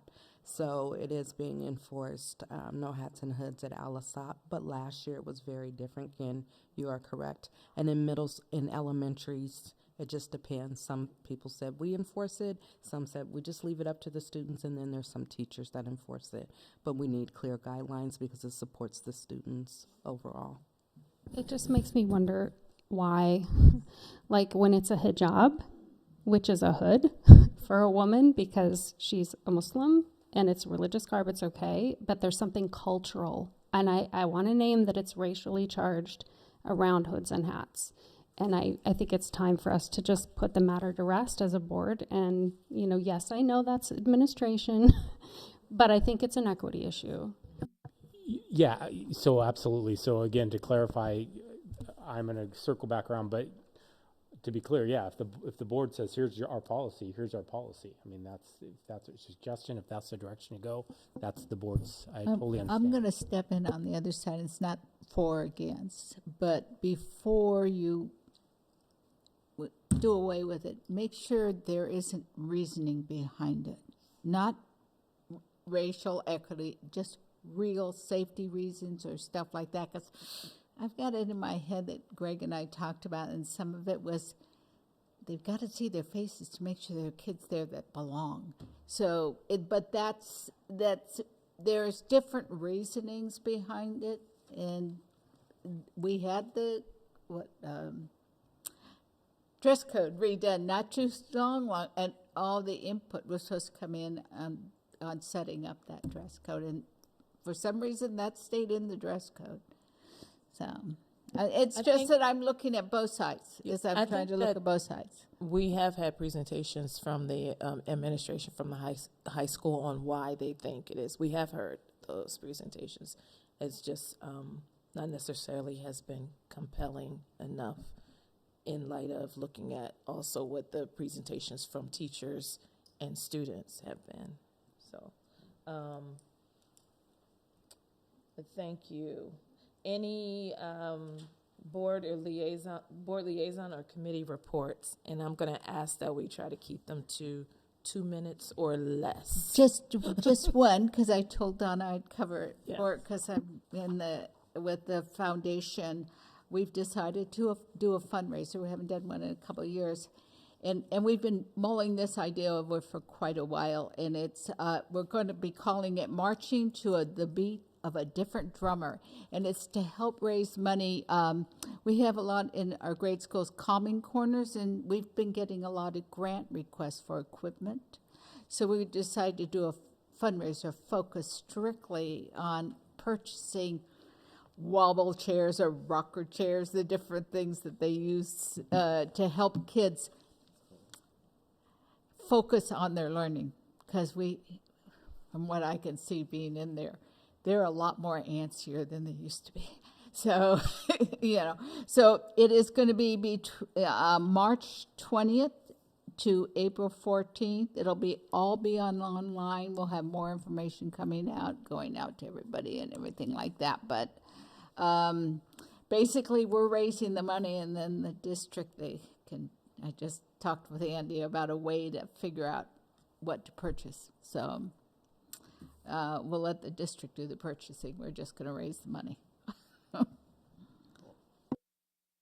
Yeah, I have a short one. So I was able to attend a protest at the high school on Monday that was specifically on sexual assault, and it was a small group of students, and I got the chance to talk to them.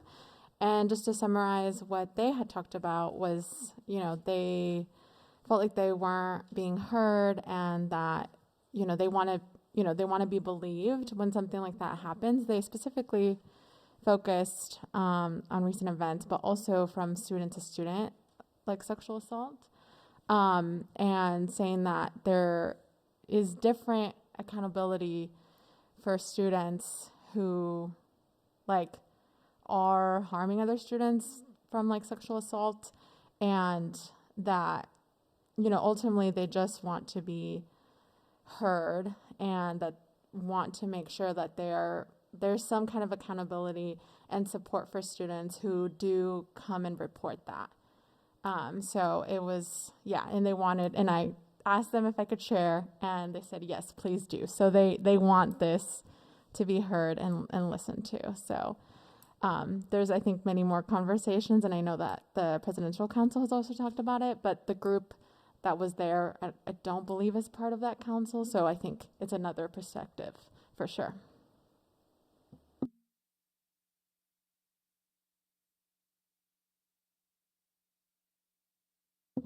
Okay, thank you.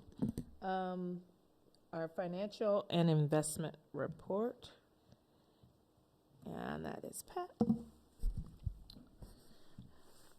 So I wanted just to kind of give you a little overview. State's recommended, governor's recommended budget for the state school fund, currently at $9.9 billion and 685,000 ADMW. So that's an increase from the 679 we saw back in November. The table below that, you might remember from the budget presentation. What I did was I updated the numbers in there for 21-22, the final, and 22-23, where we currently are. So you're going to see there that our enrollment is flattening, so we don't see as large of declines. The anticipated ADMW is starting to flatten. One of the other things that I noted down at the bottom is that in looking at our poverty numbers, and just a reminder, that's the small area income poverty estimator, quite a mouthful. And looking at that, our K-12 population has gone down about 800, a little over 800, but our number of students has increased by a little over 100. So interestingly enough, that's going in the opposite direction we have been seeing. So we've gone from over 800 ADMW in poverty down to the 341 that you see there. We'll probably go back up into 400. So as you see, we're starting to flatten. That will hopefully, I am so tired, let me tell you.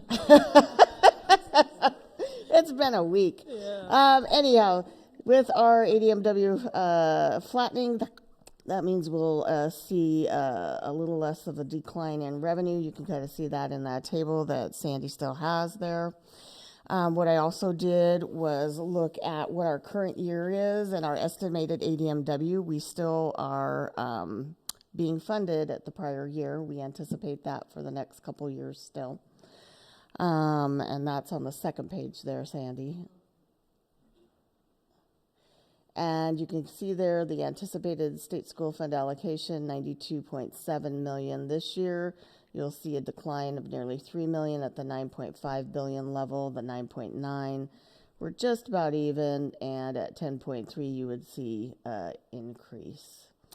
What we're looking at is about a $7 million reduction needed to balance that general fund budget. So, and then just a reminder, we've been utilizing that growing ending fund balance every year to balance our budget. So as we start eating into that, that will be less revenue to balance. So if we go back down a little bit more, that's just a reminder of that gap. So you see that beginning fund balance, 23.2, that's the highest it's been in my time here. You can see that our requirements are 132, so we've got a gap of 16 between what we're getting in and what we're spending. So for next year, an anticipated $7 million at this particular moment in time. We will try to whittle that down the best we can and look for other ways to patch things together for next year. General fund, we'll move on to that. We are at about a $17.6 million ending fund balance projection. We still have lots of positions and lots of churn, so we'll see where we end up, but I think we'll be a little bit north of that. We did tick up a little bit in nutrition services also to 2.2. We were at 2 million. And I just want to remind you that with the bond sale, we'll be bringing a appropriation to you for a budget amendment. And so we can start spending those funds. The investment report follows. Probably the most interesting thing there. About a couple years ago, we were crying because we were at 0.22. If you want to go down a little bit more, Sandy, in the next page. We were at a 0.22 interest rate, and we are at about 3.75 now. It's slowly ticking up. So that'll be good for our investments. And we will be also, you'll also see this expand. We will be needing to invest some of our general fund dollars in short-term items, and as well as all of our bond proceeds. And so we'll keep a part of that in the LGIP, and then invest the rest up to the cash flow that's required for our construction plan. Any questions? And we decided we're selling all the bonds at once, right? We are selling all the bonds at once, yes. So there'll be a big influx of funds.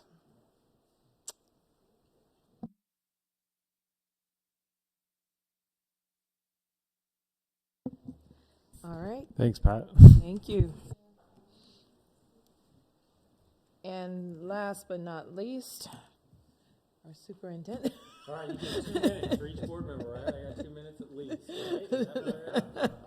Okay, just real quickly, I'm not going to belabor it, but again, although thankful and optimistic that we went from a 9.53 billion to a 9.9, and even that's recommended from the governor. Still some work. You saw there's still deficit with our district, and work we'll have to do at 9.5. So the idea of current service level at 10.3 is something that we're going to be advocating for heavily, going to be very involved with. And I know it's not going to be easy, right? I know we have people at this table that are intimately involved, and it's, although there's record revenues, there's also going to be record kickers. Yeah, so it just doesn't add up mathematically until we change that formula. So there is work to do, but the reality is I know we're not the only district. There's other districts. We're compounded by enrollment decreases, but again, 9.9, we need to be at least at current service level at 10.3, and that's something that we're going to be talking about strongly. And then we can talk about if we want to and should, and I've sent it to the board. QEM, their own model for education of about 11.5 really is what we should be talking about. So with all that said, more work to do, and we will continue to discuss that, share information, and walk through the process. And our next steps is, right now it's just the broad, if we just rolled everything, this is the gap. Now we need to start, like Pat said, whittling down and talking about, okay, how do we make this work? So we're actually rolling up our sleeves now.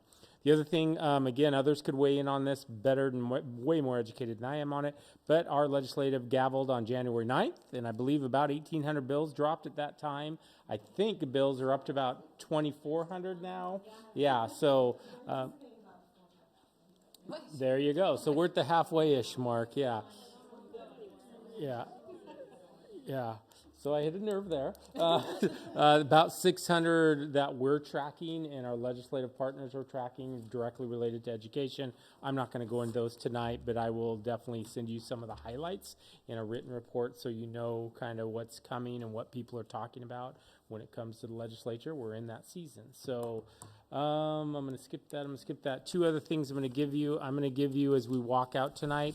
I talked earlier about a change that we're looking at for a standard response protocol for school safety.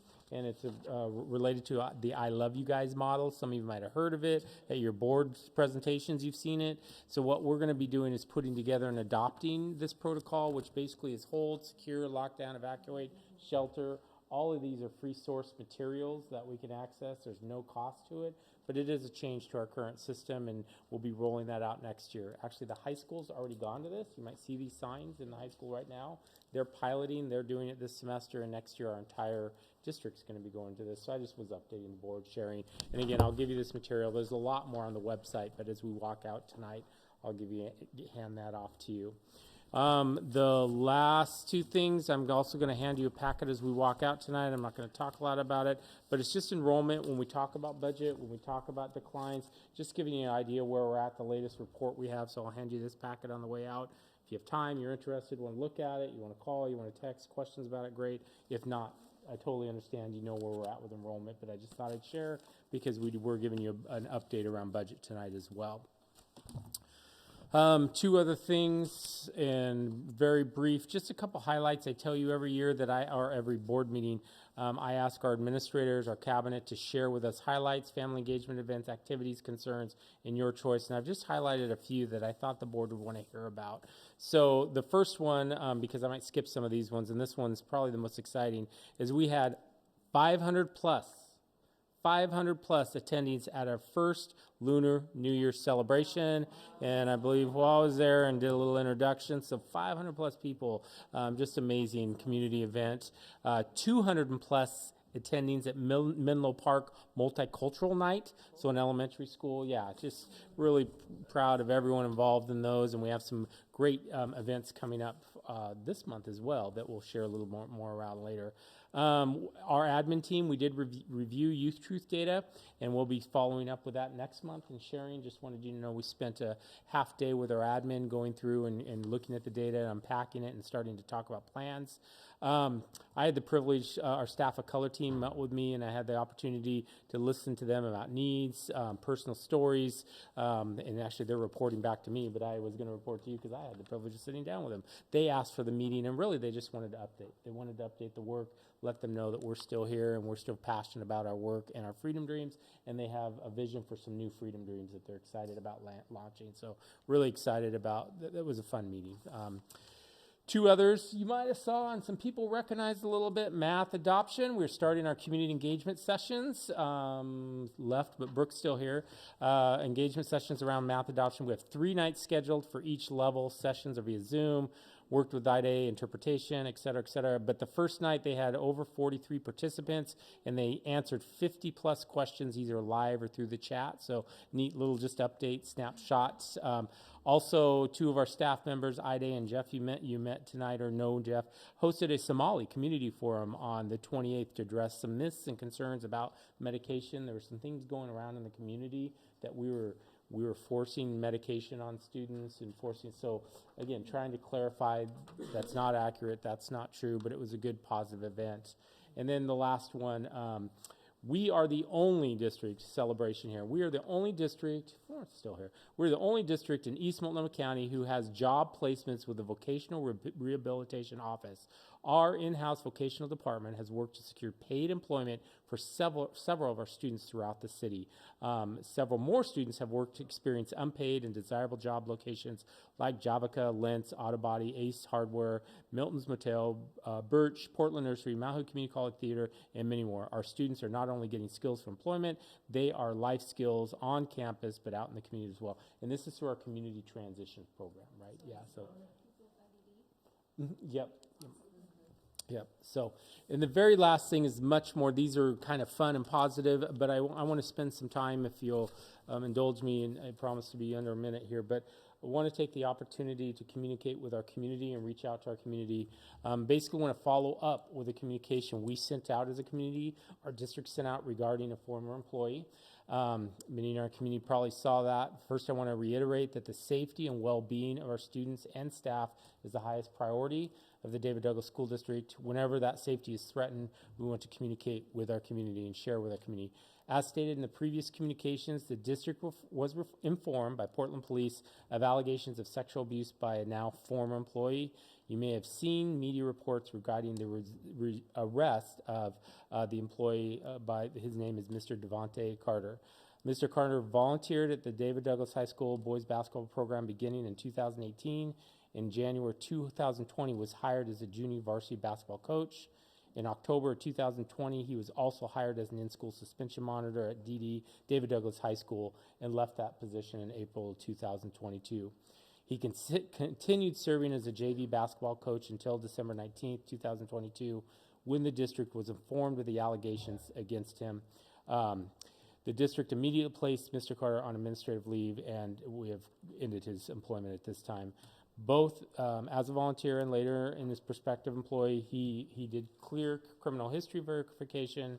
But the two next paragraphs is really what I want to share here, is the David Douglas School District is fully cooperating with Portland Police Bureau in the ongoing investigation. As a school district, our concern now is the health and well-being of our students, and especially those impacted either directly or indirectly. We are working with offering support for all affected students, and I want to be clear that counselors, other supports are available through David Douglas High School, and really the counselors in every single one of our schools have been notified kind of to share resources, have resources available, etc. Still, with that said, we know this news will impact many of our students and families who are associated with Mr. Carter, as well as many who will be affected by the nature of these allegations. We want to please ask you in joining us to encourage students, anyone that you may know that is negatively impacted by this news, to reach out to their school counselor or any trusted adult at the school, and we will hand off and try to get support and help for those individuals. So I wanted to make sure our community knew that. And then lastly, the police still ask, and this is ongoing, there's an ongoing process, investigation, that anyone who has any information within our community, please don't hesitate to contact the Portland Police specifically to share that information. So again, I wanted to reach out to our community to follow up with that communication and just reinforce it and make sure that everyone knows that there are resources available, and we want to continue to partner, and if there's any questions or concerns, to please contact us at the district. And that is my superintendent's report tonight. Thank you very much, Superintendent Richardson. And if there are no further thoughts, comments, or questions, we are adjourned.